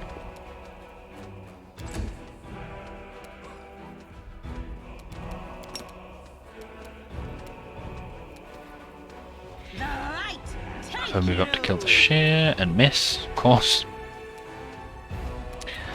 I guess I can attack the shear. Fortunately, there's not. Trigger a. Yeah, might as well. And a miss. Not doing phenomenally in this combat. Really bad to live in a city everyone with demons. Yeah, I would not be surprised. Definitely not. Not the ideal place to live. To be honest, I don't think there are very many people left living. Well, actually, no, they did say there were a decent number of people surviving, but I think it's more everyone's just sort of clinging on, rather than a lot of people actually living in here. But certainly, yeah, you know, pretty catastrophic if you have to go down to the shops and you've just got 1,500 demons crawling out of the woodwork every 5 feet. No glory without risk. Oh, come on, it's nearly dead. Yeah, well, I miss. Of course I miss. My attack rolls are abysmal. Yeah, and it misses as well. Oh, well, these are basically just free XP. Stab you or zap you? Why not both? Oh, yeah, he's got... Hold on, let's pause so that I can have him treat Affliction on himself to get rid of the poison. And it didn't. Okay. Is it a disease? No, it's a poison. That should get rid of... Oh, I did not realise that one. Huh. Huh, I genuinely didn't know. What has he got? He's just got a... It's a masterwork buddy, might as well. I'll share my path. Yeah, we'll need to maybe have it cured. Yeah, we could probably talk to the priest in the thing. The thing? The tavern. Lord. But yeah, I guess we talk to Woljif. Maybe we can go talk to Erebeth. I don't know if she'll care. Probably not. Well, maybe she will. What's to do with the cultists? We can see. We're going to sell our crap off again. You can come with me still. Oh my god, look at him go. Every time I don't know why I get so turned around. Let's see, show me your wares. Do the offer again. Anything else I don't want? Not really. It's another 319. Yeah, they don't sell it to you for a lot, do they? Then again, I've always found barter a ridiculous skill in RPGs, because I don't know. It's like, oh, my character's phenomenal at magic. I'm a master swordsman. I have a degree in business. Nothing wrong with the degree in business. It's more just, you know, a little weird. Okay, so she doesn't actually care. Let's go talk to the priest and see if he can't cast us a nice little lesser restoration. Oh, so is this if I... Will he... How do I get him to cast the spell? Because I'd never used it before. Well, obviously he's not going to cast that. Lesser restoration. Yeah, they're all not bad. $2 grand though. Yeah, I don't know if it's something I super want right now. It's good, just not something I immediately need. So, how do you get him to cast it?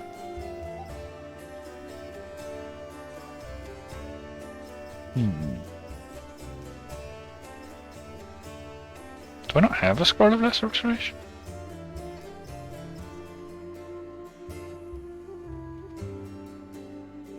Maybe not. Oh well. Do I have one in my inventory? Got remove sickness, which isn't exactly what I'm looking for. Well. We can live with it. Let's go find... Hold on, give me the map. He's in the kitchen.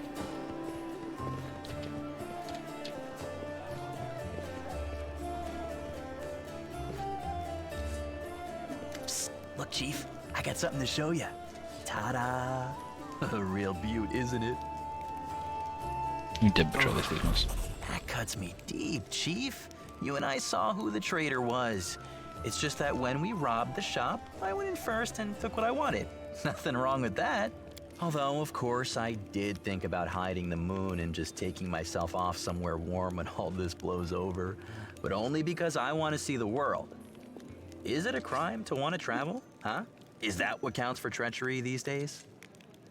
Since that night, Chief, Melround didn't even set eyes on it. While he was dealing with the golem, I sneaked past them, and that was that. Oh dear.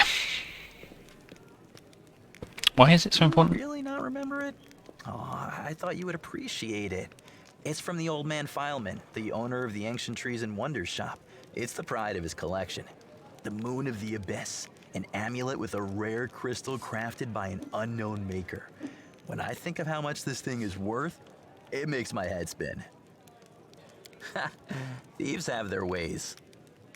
Why did he steal it? Why, she asks. It's expensive, pretty. And you know, it's my amulet, actually. Not meaning I stole it, but I mean, this is my inheritance. My grandma and I were poor. All we had was a jewelry box with the moon in it. She used to store it under the floor in the basement, and she'd take it out sometimes just to look at it.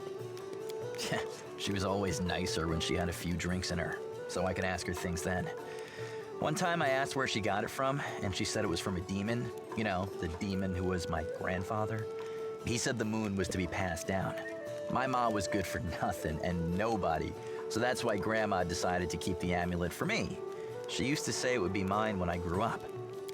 But she couldn't wait until I grew up. She squandered my inheritance when she became a drunk. Took it to Fileman's shop and pawned it. He gave her some coppers for it, and she didn't even haggle. Just grabbed them and ran back to the tavern before last orders. I've been going to Fileman's to look at the moon ever since I was a kid. He chased me away, but I just kept going back, so eventually he gave up. He didn't skimp on security. The place was like a fortress, so he wasn't worried about a street rat like me pinching anything. Even when I got more skilled, I couldn't get any closer to it. One day, I had no one to go with. Another day, there were only oafs who'd never stolen anything more than a church donation box.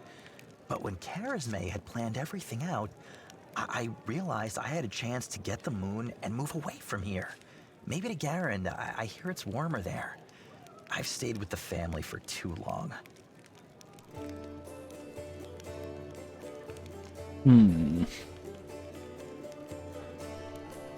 To see the people who considered you a friend, yeah. Family, friends. You know, some people don't believe in gods, so gods don't exist for them. And I don't believe in family. All that heartwarming talk about sticking together. Ugh. People like to say those things, but when push comes to shove, Sister Charisme used to say that us tieflings were one family, and you see how that turned out. And did you hear that excuse for an apology? I did the right thing, and I was right to want to run when I just planned on stealing the Moon of the Abyss.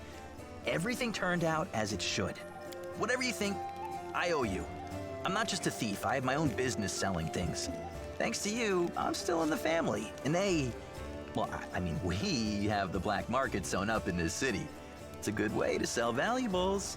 So, if you need anything, a scroll or something, just say the word. I have a little portal to our people in Nerosian. You put a note there, and you get what you need. I can't get you anything big, but what they do have is all high quality. Nothing's too good for you, Chief.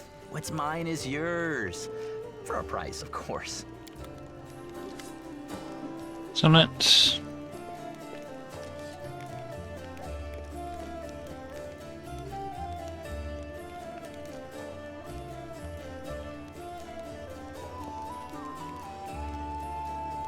You really saying the point you just wait for chance around? As if I could. There are demons and dangers around every corner. Tiefling stopped short. Don't you worry, Chief. I'll work off my debt honestly. Won't stab you in the back or go on the run with your money. And if you buy my wares, I won't have to leave at all. What can he get me? Look, Chief. Tieflings have all the best things. A stock of purity. Okay. Gnome hooked hammer, quarterstaff of slip.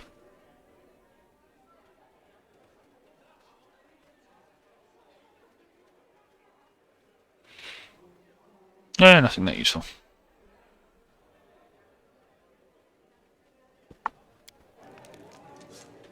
So, do we want to talk to anyone else, or do we just want to head back out? I think heading back out makes the most sense. I'm getting exhausted of talking to companions. My throat is definitely not enjoying it. So, let's head back out. I'm going to get some more water, actually. Have another sip as we head for the exit.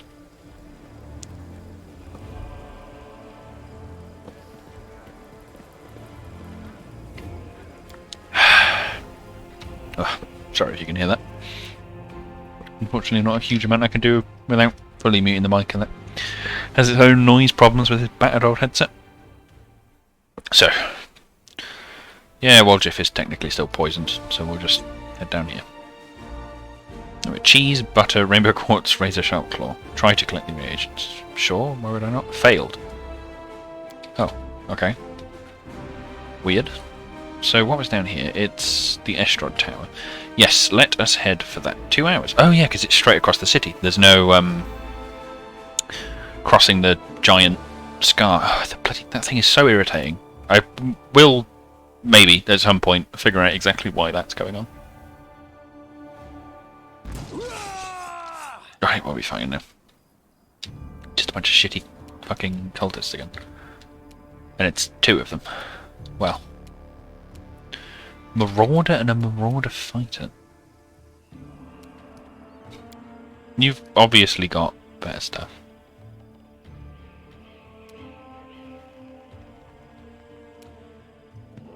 See if we can't kill this kiddo before he gets a turn. Oh, he's gonna... Oh, we did take the attack of opportunity there. You will get sneak attacked. Very nice. And instantly killed. Very good. And you can just blink at him with Finian. What is here? We've got that. Your masterwork? No. God. Okay. Just a teeny bit of XP. Wonder how close we are to leveling at this point. Up to 4. I don't actually know what we get it for. Maybe more spells? Well, I definitely get more spell slots, but I don't know if we'll get more spells. Also, I just remembered I'm not a spontaneous caster because I have to prepare. I'm an idiot. No, that's spellbook, you Egypt. Yeah, not close. Yeah, we continue on. Yeah, we're passing straight past Market Square, and technically I could probably pick up Ember, I think, and dead duelists. A knight and a cultist died here together, piercing each other fatally with swords. Remains are mangled and their weapons and armour are destroyed. Something in their bag survived the conflict. You can procure some reagents for crafting consumable items here. Yeah, why not? Failed to collect the reagents. Is it a... hold on. Camp. I'm at night watch. There's definitely one. Is this just optimizing it? It assumes so. Okay, so he will actually do stealth and... okay.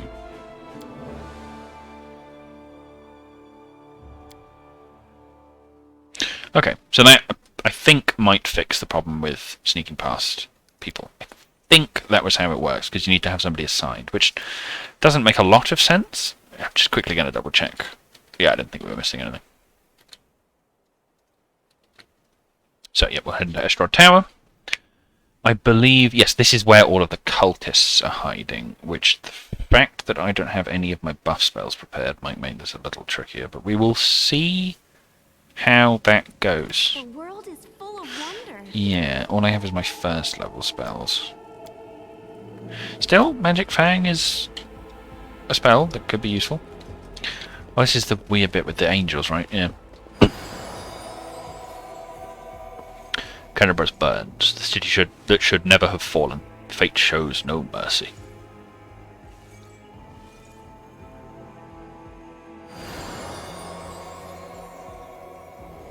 Clouds may veil the stars, but nothing can hide the light in someone's soul, and I see this light in you.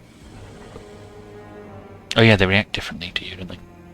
If depending on your alignment, whatever.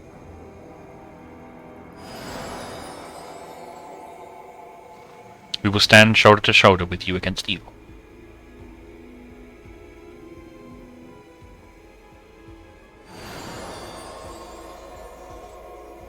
I hear the echo of a familiar voice. I feel the warmth of my kindred flame. My sister, we will help you.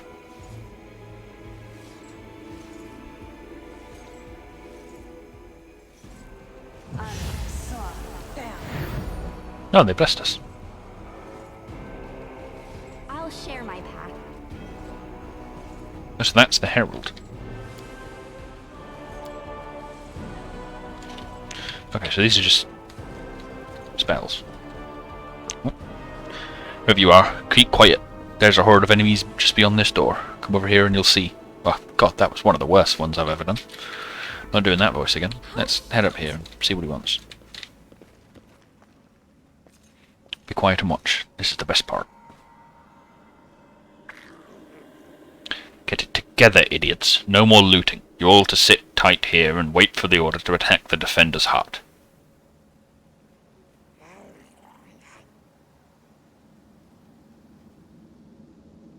It's the last bastion of the Crusader resistance. We'll flatten them and claim our victory.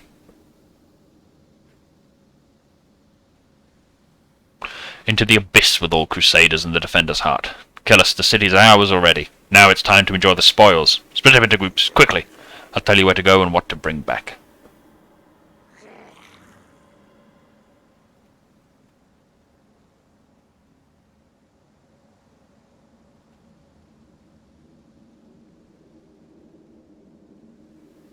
Faxon, you idiot. Go back to Baphomet. He must be missing his lapdog. Everyone here will be following my orders. I'm in charge.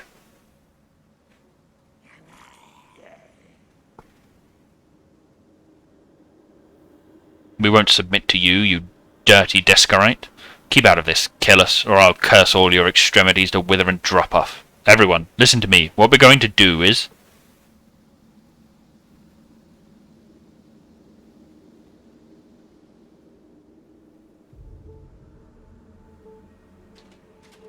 Looking for a fight, Faxon? Well, you've got one.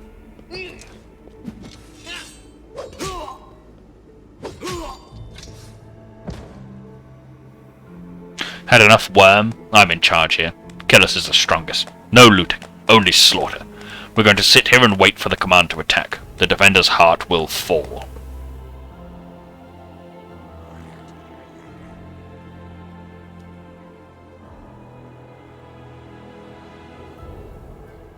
I'd stay away from there right now. The tower is the main stronghold of the Templars of the Ivory Labyrinth and their allies. Going up against that many of them would be suicide. I have a better idea. Or the cultists of If the demons and their mortal agents were better organized, the Crusaders would have been crushed long before now. But they're always trying to spread in every direction. Right now, in every corner of the city, there are demons like Kylus who are trying to consolidate their forces to launch a joint attack on the Defender's heart. What does he suggest? Don't even think about trying to take them all on single-handed. You'll be mincemeat. Better to warn the Crusaders in the Defender's heart that the demons are planning to attack. And later, once the attackers have been taken care of, it'll be much easier to sweep through this tower and eliminate the defenders left behind. Like when dueling with rapiers. One doesn't lunge, but waits for the opponent to strike and leave themselves open. Yeah, exactly like that. Or like in cards, wait for your opponent to play his hand, and then dive under the table, grab the pot, and run. Think I won't handle this bunch here and now? Ha! Count to 10, by the time you say 10, they'll all be dead. Who are you? Greybor. I'm a contract killer who's been hired to kill that demon that just walloped that other one. I've tracked him all the way here, and was planning to kill him when that crowd showed up, so I had to pull back. I'm afraid that's confidential. Okay, I go now. hope you... Think you can do some weird stuff. F5 and pause, because I want to quickly look something up.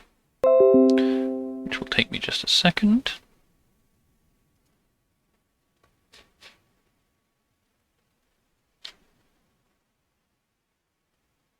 Oh, okay, no, I'm thinking of something else.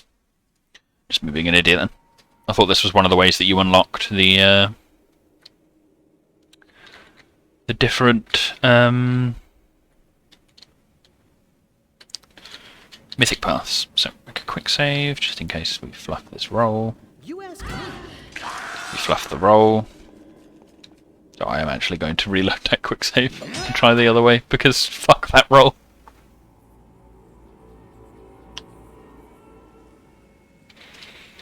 Instead go left. I think you can, yeah, you can have land climb that for us. To magically teleport us all up there. And then you can do a neat little... Actually, no. Mobility is down there. Oh my god, did you fail it already? Hold on. What is his mobility? Is it abysmal? That could cause problems. Hold on. What is your skills? Oh, there we go. It's a +9. You should be able to make it 15. A 19 DC. Yeah, the 50-50. Pretty good, aren't I? Okay, we did it that time. I'm now going to quick save again. The dangers don't frighten So, me. then have someone push the pillar. Forget it.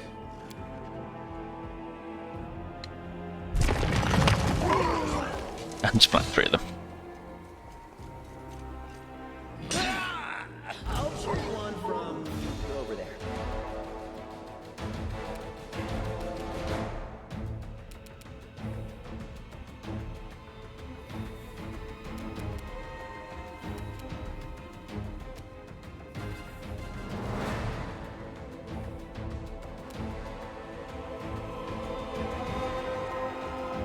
And have him move up and cast Grease on all of these.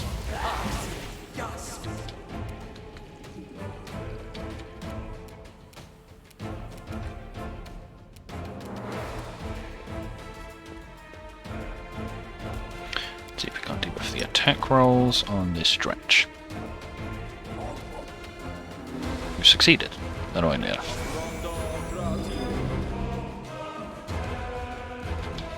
Sealer, who should... Yep, charge. Oof! And chop him in half, apparently.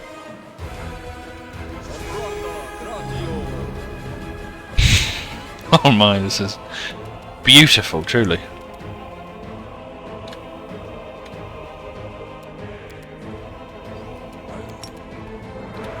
Yeah, sadly I don't think there's much I can really do combat-wise at the moment without any of my spells, so we'll wait to here, and then end turn, we'll have a little Velociboy. Bite at the cultist.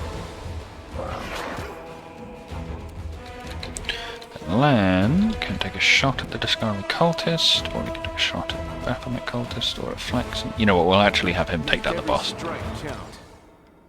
Well, with the prone boss. Weird decision. Oh, this is funny. Shank the dretch. I'll instantly kill him. Fair enough. When it works, it works. Wait, no, that's too far. Shit. Oh well. No. Oh well. I overcommitted that, so we'll have her move up and back him. Finish him off. Very nice. Now he's going to get up, run towards us, and pass us, or try to.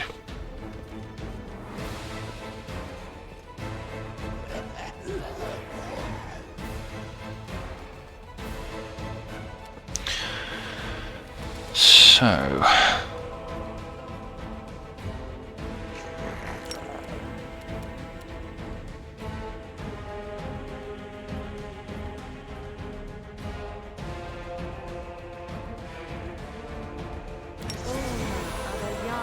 cast Fire Belly and then stay where we are.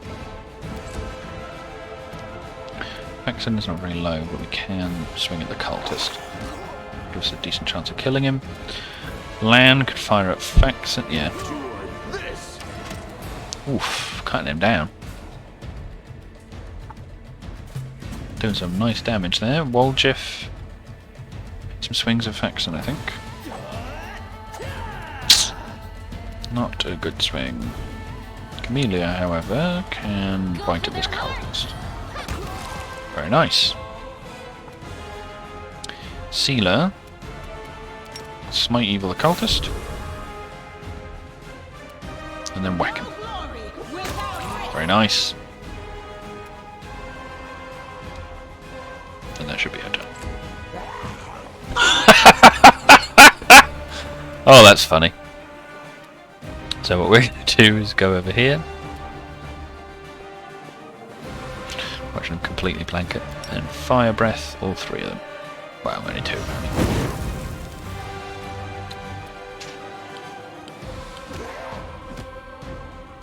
Ain't it? Yeah, we were at 11 before. Oh, very good. I like schnitzel and I'm hungry. Wonderful.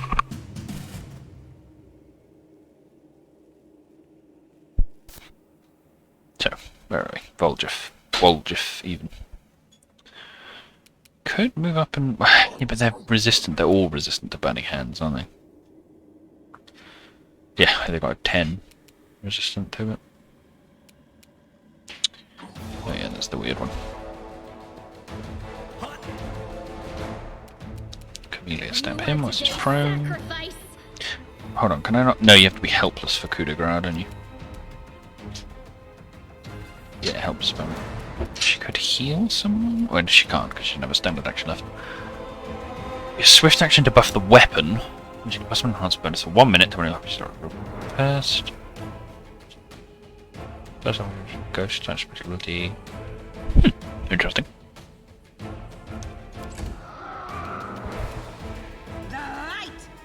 Back that one. I miss horrendously. And violently murder it, okay. Aslana, you could hit the dretch or fire damage both of them? Yeah. I don't know why I didn't hit the dredge. Oh well. That will, however, be your turn until you... yeah, fuck. Shouldn't have done that. That was a mistake. But that was my own mistake. Oof, whiffed that hard. Oh, my grease is funny. You move along here, and then along here, and then here, and then here. and turn. Camellia will bat him. Oh, apparently that counted as grease. I have to admit, I wish there was an easy way of knowing when I'm stepping in the grease.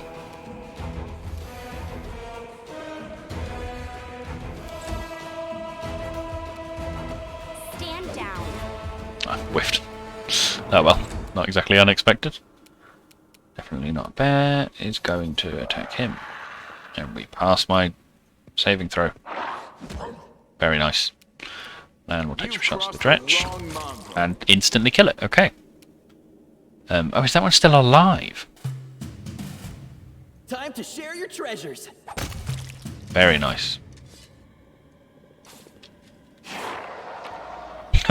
He just fell over. Bane, Masterwork Glaive, that one, Masterwork Scythe, that one, Masterwork Scythe. So Faxon had a Scroll of Snowball, which I can cast and I believe Boljif can learn. And he had a Heavy Mace, which is a buff. It's a Heavy Mace of Fire. Interesting. Let's protect these, and that one, and a Full Plate for Sealer, who might already have Full Plate. I actually don't remember. Oh shit, Sealer's fallen over, that could be bad.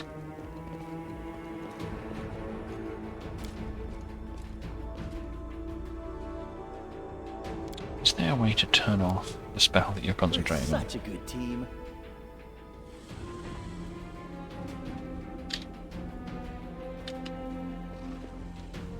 Ah, perfect. How cute! Oh, buckler +1. So, oh, that's a point. We should probably... So, Sealer has half plate at the moment, so we can give her some full plate. Very nice. Half plate, I think, is medium. Oh, no, it is heavy armor. My apologies there. We have a Heavy Mace of Fire, which is a +1 that does fire damage, which is... Honestly, I'll sell it, given their energy resistance. We have you with your buckler, which we can swap for this buckler +1. Very nice. Little magic dinner plate that you strap to your arm. Yeah, I do think bucklers look a bit stupid. I know that, you know, they are a real thing with real utility. It's just funny. I hope you appreciate So that's that done. I don't think there is anything particularly useful down here, other than obviously that. I just realised you could probably split the teams up and do both at the same time. Yeah, no, I think about it. Probably, you know, anyone who's not stupid could have figured that one out. So if we brush over here. Quick save again, and back to the basement. Oh, I am hungry. Not eaten quite enough today.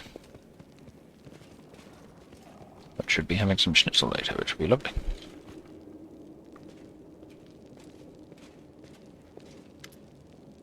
A pale and frightened half-elf looks at you warily. His face is twisted into a grimace like he just ate something slimy. Hey, who are you? Praise Baphomet. What are you doing here? Did Paxton send you? I heard a noise outside, but I was busy making a list of the relics. Did something happen? Who are you? I am Telma, the scribe and senior aide to Lord Xanthir the Plagued One. And do forgive me, but Faxon has been assigned to this command. Was he not? Where is he? What are you doing here? Compiling a list of the valuable Crusader artifacts. Lord Xanthir has ordered that everything of use should be transported from Canabres and saved from the looting and destruction. We chose the museum as the place to collect and sort through the trophies. Unfortunately, the local thieves have proved even quicker off the mark than the demons. They ransacked the museum in the first few hours of the assault. But there are some objects of interest among the exhibits they left behind. The museum custodian has been kind enough to advise me on those. But where is Faxon? Or just sniggers. Finest thieves in Mendham. Turn your back and everything that isn't nailed to the floor will be gone when you turn around again. The demons have no chance against the master of our trade, we are. There you go, bragging again, dummy. Thieving has never led to anything but harm, trust me. If you thought the way you thieve, now that might be useful. No thanks. Every person has their calling, and this is mine. But imagine if you thought as well as we thieve. Where is the museum custodian? Over in the gallery. I deceived him. I told him I was a crusader. It wasn't difficult. The old geezer was out of his mind. So, tell me, where is Faxon? No, I'm just gonna kill him. The half-elf leaps back nimbly, pulling a sheaf of papers from his bag as he goes. No! I have valuable letters from Lord Xanthir here. I must destroy them! The cultist balls the pages up in his fist and shoves them into his mouth, then begins furiously chewing like a hamster. A moment later, the half-elf's eyes bulge and he opens his mouth, which is stuffed with masticated paper. He tries to cough, but nothing comes out. The failed saboteur looks at you in desperation. His eyes are streaming, his face is growing paler by the second, and he falls to his knees. A strangled wheeze emerges from behind the wad of wet paper. His expressions veer from the hilarious to the grotesque as he signals to you for help. Want some salt or pepper with that? Now, I've never tried eating paper myself, but a little seasoning goes a long way, whatever the meal. I'll help him. I don't care if those pages contain the innermost secrets of Baphomet himself. I am not touching that. The cultist coughs violently, and then, after taking a trembling breath, leaps up and takes off running. He disappears, leaving you with a wad of correspondence that is much the worse for wear. Let's have a look at this masticated letter. It is a pretty fun one. I do like it. Silly, but definitely fun. I feel quite bad for the poor curator that you find, though.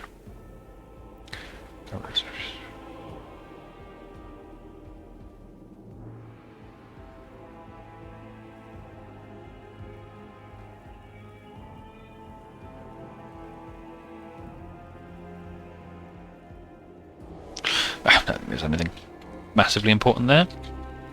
So let's have a look what it says. Copper vessels and the oil inside it were sanctified by Raelus, priest of Eomade, and faithful crusader. The Sultan was donated to the museum with Raelus's fellows in arms. More details in the museum almanac. Well, we don't need to study each of these. What's behind this door? Oh, need to pick the lock. Oh, lots of goods. Not really the finest thieves, if they've to pick the lock on this book. I am helpful, am I not? Sakorian Faith. That was the line. Ooh, Lady Calandra's chain shirt. What does this do? +2 mithril chain shirt. Oh. That, I believe. She's wearing a chain shirt. She also has that bone amulet. The magic on this amulet allows the wearer to conceal their alignment. Interesting. Because I don't think anyone else is wearing a chain shirt. No, I can't wear a chain shirt, can I? Yep, so we'll give her the magic chain shirt, which is a nice little bonus there. And then we will continue on through here. What is through this door? I am helpful, am I not? I found something.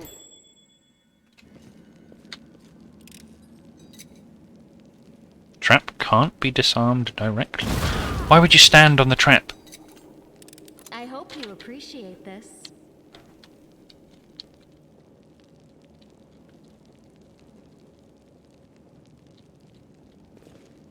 Aha!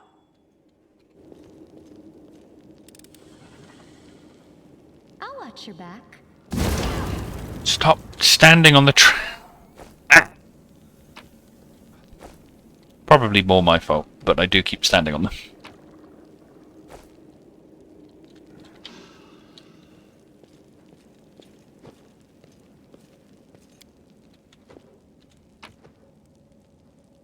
Okay, Yaniel, Paladin, you ready? The Lightbringer and Knight of Citadel Dresden, heroine of the Fourth Crusade. Yaniel disobeyed her orders by leaving the garrison to venture deep into the Whirlwind alone. 2 years later, she returned at the head of a Crusader squad she'd saved. Died during the fall of Dresden in 4638.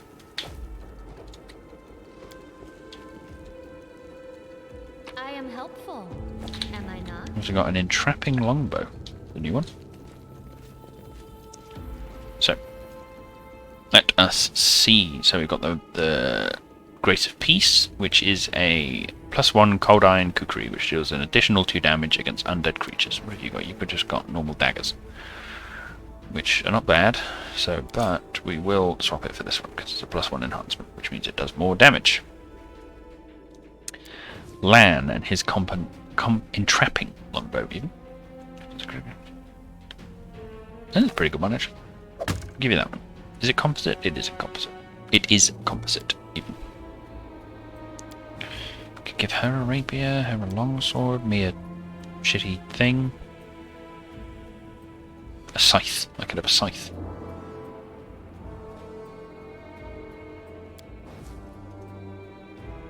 Could give her a rapier.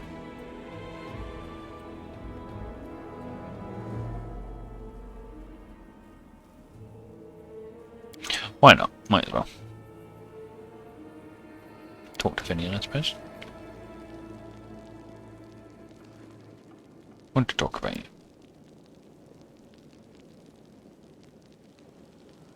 I can't be bothered. It's all good. We'll leave it for now.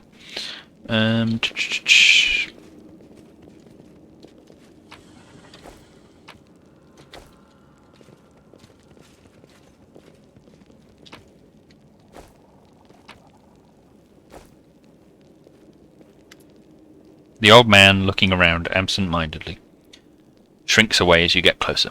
His head seems to shake uncontrollably, but his hands are surprisingly deft and assured as they level a magic wand at you. Stay back! Which are you, robber or demon? Hey, take it easy, Gramps. So that's the way it is, eh? You see horns and you think thief or demon? Quit scaring the old man, dummy. Have you seen your horns? They, how should I put this? Don't exactly inspire trust in a city that's currently overrun with demons. Hey, there are horns, and then there are horns. I'm not going to hurt you. The old man goggles at you in terror, but he doesn't lower his wand. A rustling comes from somewhere behind him. Rats. The old man wheels around fearfully and peers in the direction the sound came from. The hand holding the wand gradually falls to his side. When he turns back to you, there is no fear in his expression, only vague confusion. I'm sorry, I was distracted. What were we talking about? Why did the demons spare you?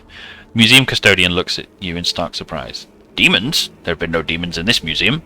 I heard them breaking into the tower, but then everything went quiet. Then a very polite young fellow came along, a half-elf.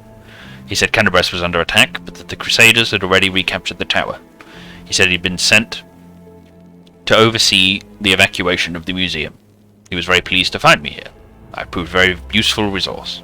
I showed him all the most valuable relics, explained what they were, and he wrapped them up, labelled them, and carried them off somewhere. And I've been here all this time. The old man gives the keys a satisfied shake. I locked the doors and stood guard to make sure no demon got in. But I've seen not a one of them. Haven't heard any either. I've grown hard of hearing over the years. Off with a demon worshipper. The old man frowns in confusion. What do you mean, demon worshipper? That fine young lad, so well dressed, so polite. But he said the Crusaders... Oh my word! The relics! We must go after them! The old man works himself into a state, bitterly lamenting as he roots through his many pockets. But the outburst doesn't last long. The motion of his hand slows, and the awareness fades from his eyes. He stares off into the distance, and then looks at you, wets his lips, and sheepishly inquires, Sorry, did you say something? You're right. Poor old man smiles piteously, makes a helpless gesture. Old age, my young friend. Old age and the poison of fear seeping into my mind. Both have turned me from a crusader and a battle mage into the sorry specimen you see before you. This museum is all I have. Whenever I forget who and where I am, I just read the exhibit labels. They are of the past, just like me. And now some ruffians have ransacked this place. I'm frightened, my young friend. I'm very frightened. Who are you? The old man lowers his wand in confusion. I think... His expression goes distraught and mournful, as though he is on the verge of crying. I forget. His gaze falls on a piece of cloth carefully stitched to his cloak, which reads, Teldon, Tower of Estrod Museum Custodian. Aha! I am Teldon, the custodian here.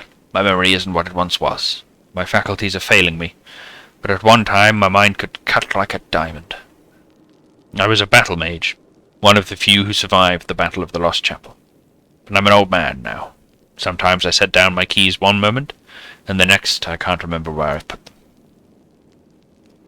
With a pleased smile, the old man pulls a hefty set of keys from his pocket and proudly shows them to you.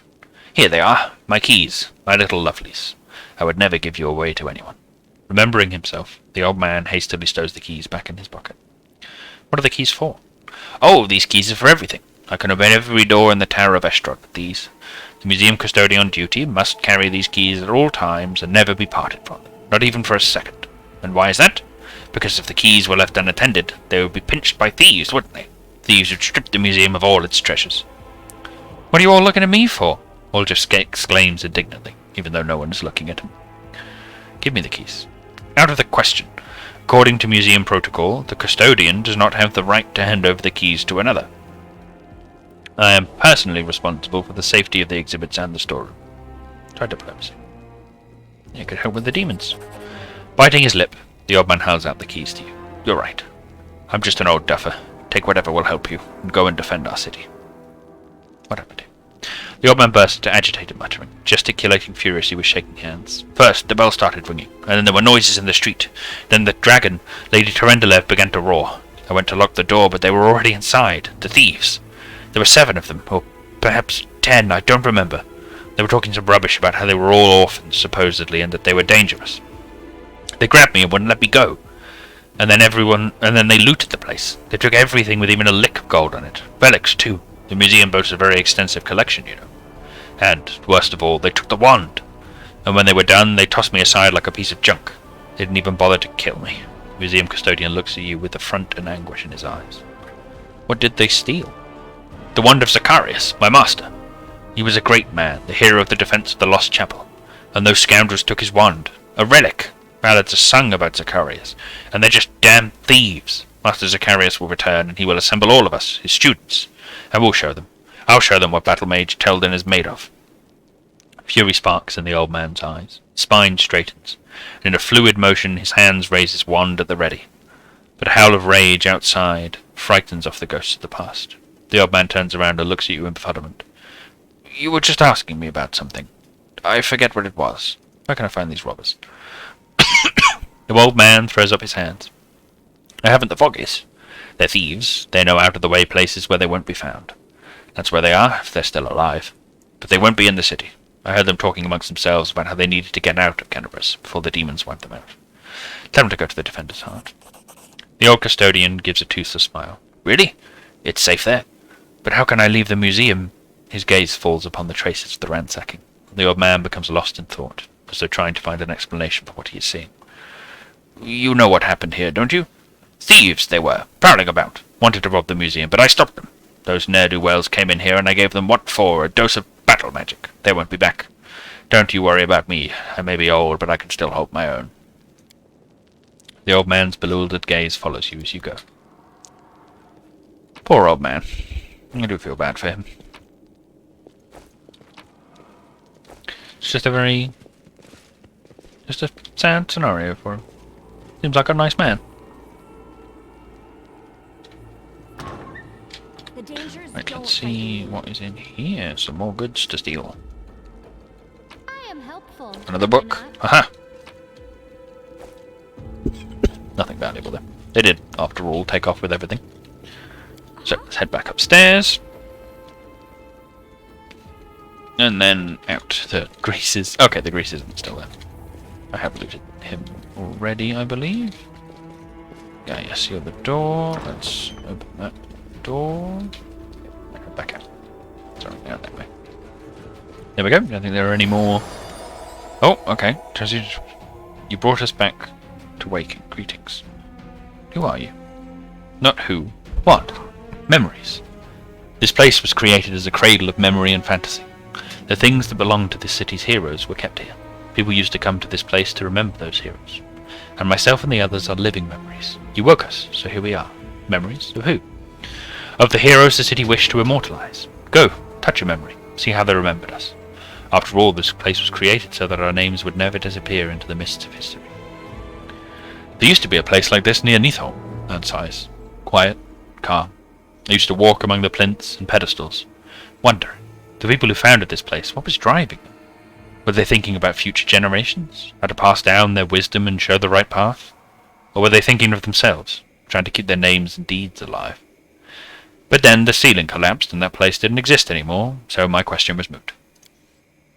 I wish I could say that we have not dishonored your memory. The Canterbury lies in ruins and but you fearlessly battled the invaders, with no thought for yourself. You have earned no censure. We are proud of you. Right. In the olden days, mortal kind lost to the demons time after time after time, and now their descendants are continuing their losing streak. How could they not be proud of it? Why did you help them? A soft smile appears on the woman's face. I sense something in you, as if you are close to me somehow, like we stood shoulder to shoulder once in the face of evil, and we must do so again. I sense that light dwells within you. Very recently you were threatened by a powerful demon. Dark bloodlust tries to enslave your soul. But you opposed it and held fast. Continue to follow the path of light, and other righteous souls will aid you and follow you. Farewell, Vision. Farewell. The power that gives us this semblance of life is running out, and soon we will once again be but memories, living only in words, pictures, and songs. I'll share my path.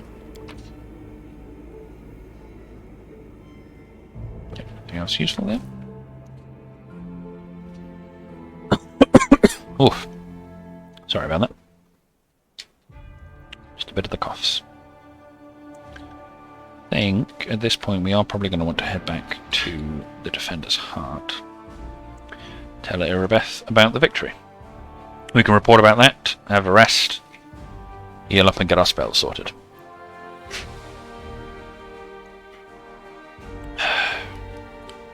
We can evade. Yeah, now it's time to get fatigued. Oh shit, we didn't sneak past them. Oh well. Ideally we can still kill them and deal with it. I don't tolerate threats. It's a Shriv. Is it just the Shriv? Oh no, there's a Quasit. Quasit? Am I saying that right? Dump the attack rolls in the shear. Which it succeeded, of course it did. We'll move up here, and then enter. We'll have Sealer bash it in the face. And miss, of course. This could... oh no, there's another Quasit. Of course there is. It's a miss, and then the shear is going to hit... Oh, Camellia. Interesting choice. Have him jump on the shear. Waljeff can attack him. Get some nice sneak attack in there. I, meanwhile... will Magic Fang, little boy.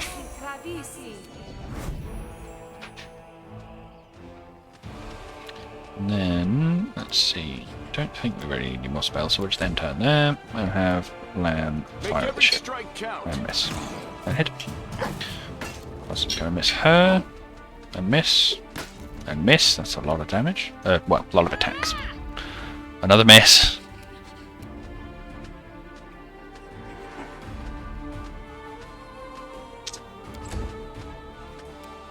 Sealer is going to attack as well. And miss. Unsurprising though, given. We've still got her on defensive attacking. That's going to hit. And a miss. And a miss. And then the shear. Oof, that hurt.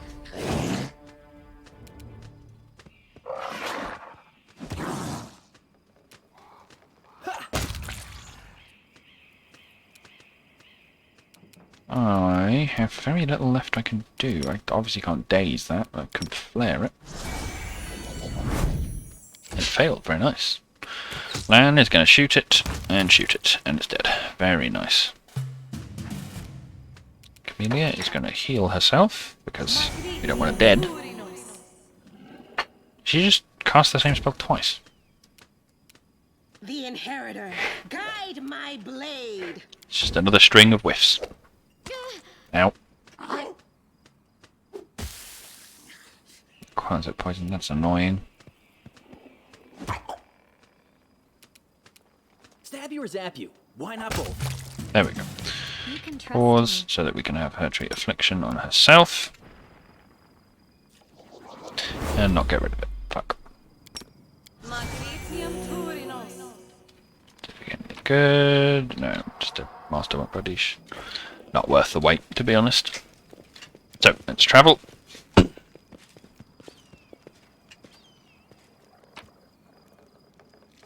And see where we can go.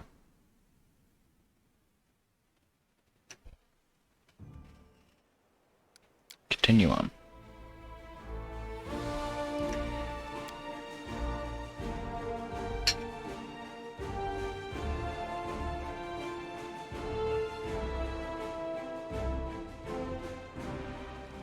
I think we might finish up here, talk to Irabeth, sell the rest of our stuff.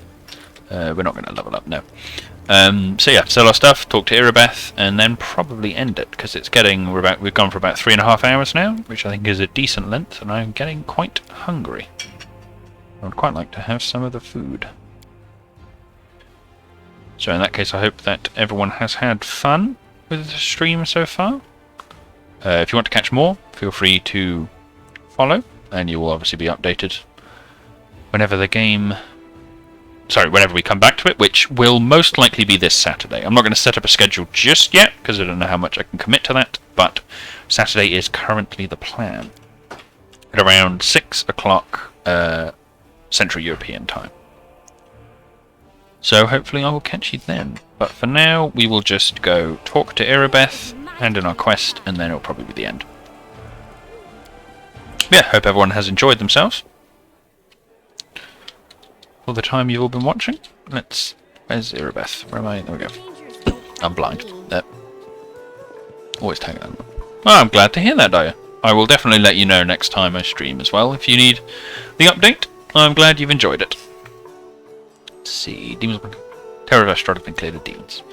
Great. The places where the demons have gathered need to be cleared one by one. Then they won't be able to stab us in the back when we take on the Grey Garrison. Thank you for your service.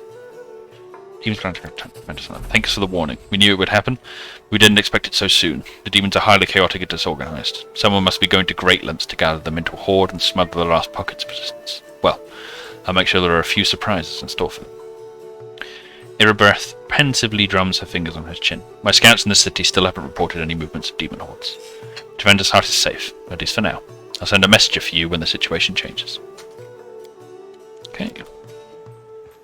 Very nice. In that case, we will do a quick save. Rest. Then we should have probably checked this first, but I'm pretty sure all of our spells are prepped. Shit, I have not prepped her second level spells. Her domain is, yeah, transmutation, which we will give her... Can we not give her... Ah, maybe it's not high enough level. Sickening Entanglement, maybe? You know what, we'll give her one charge of Barkskin. No? Can I only put bull strength? No. Fair enough. We'll give her Cure Moderate Wounds, and I think also Protection from Alignment Communal. That's actually very good. And give us protection from what am I saying? From evil. So, yep, and then we will... Oh, thank you very much, Dahlia. That's very sweet of you. Just saw that message. I'm glad you think so. So I will make a quick save. What do I call it? Yeah. Twitch game 3. There you go. Twitch, you've been immortalized.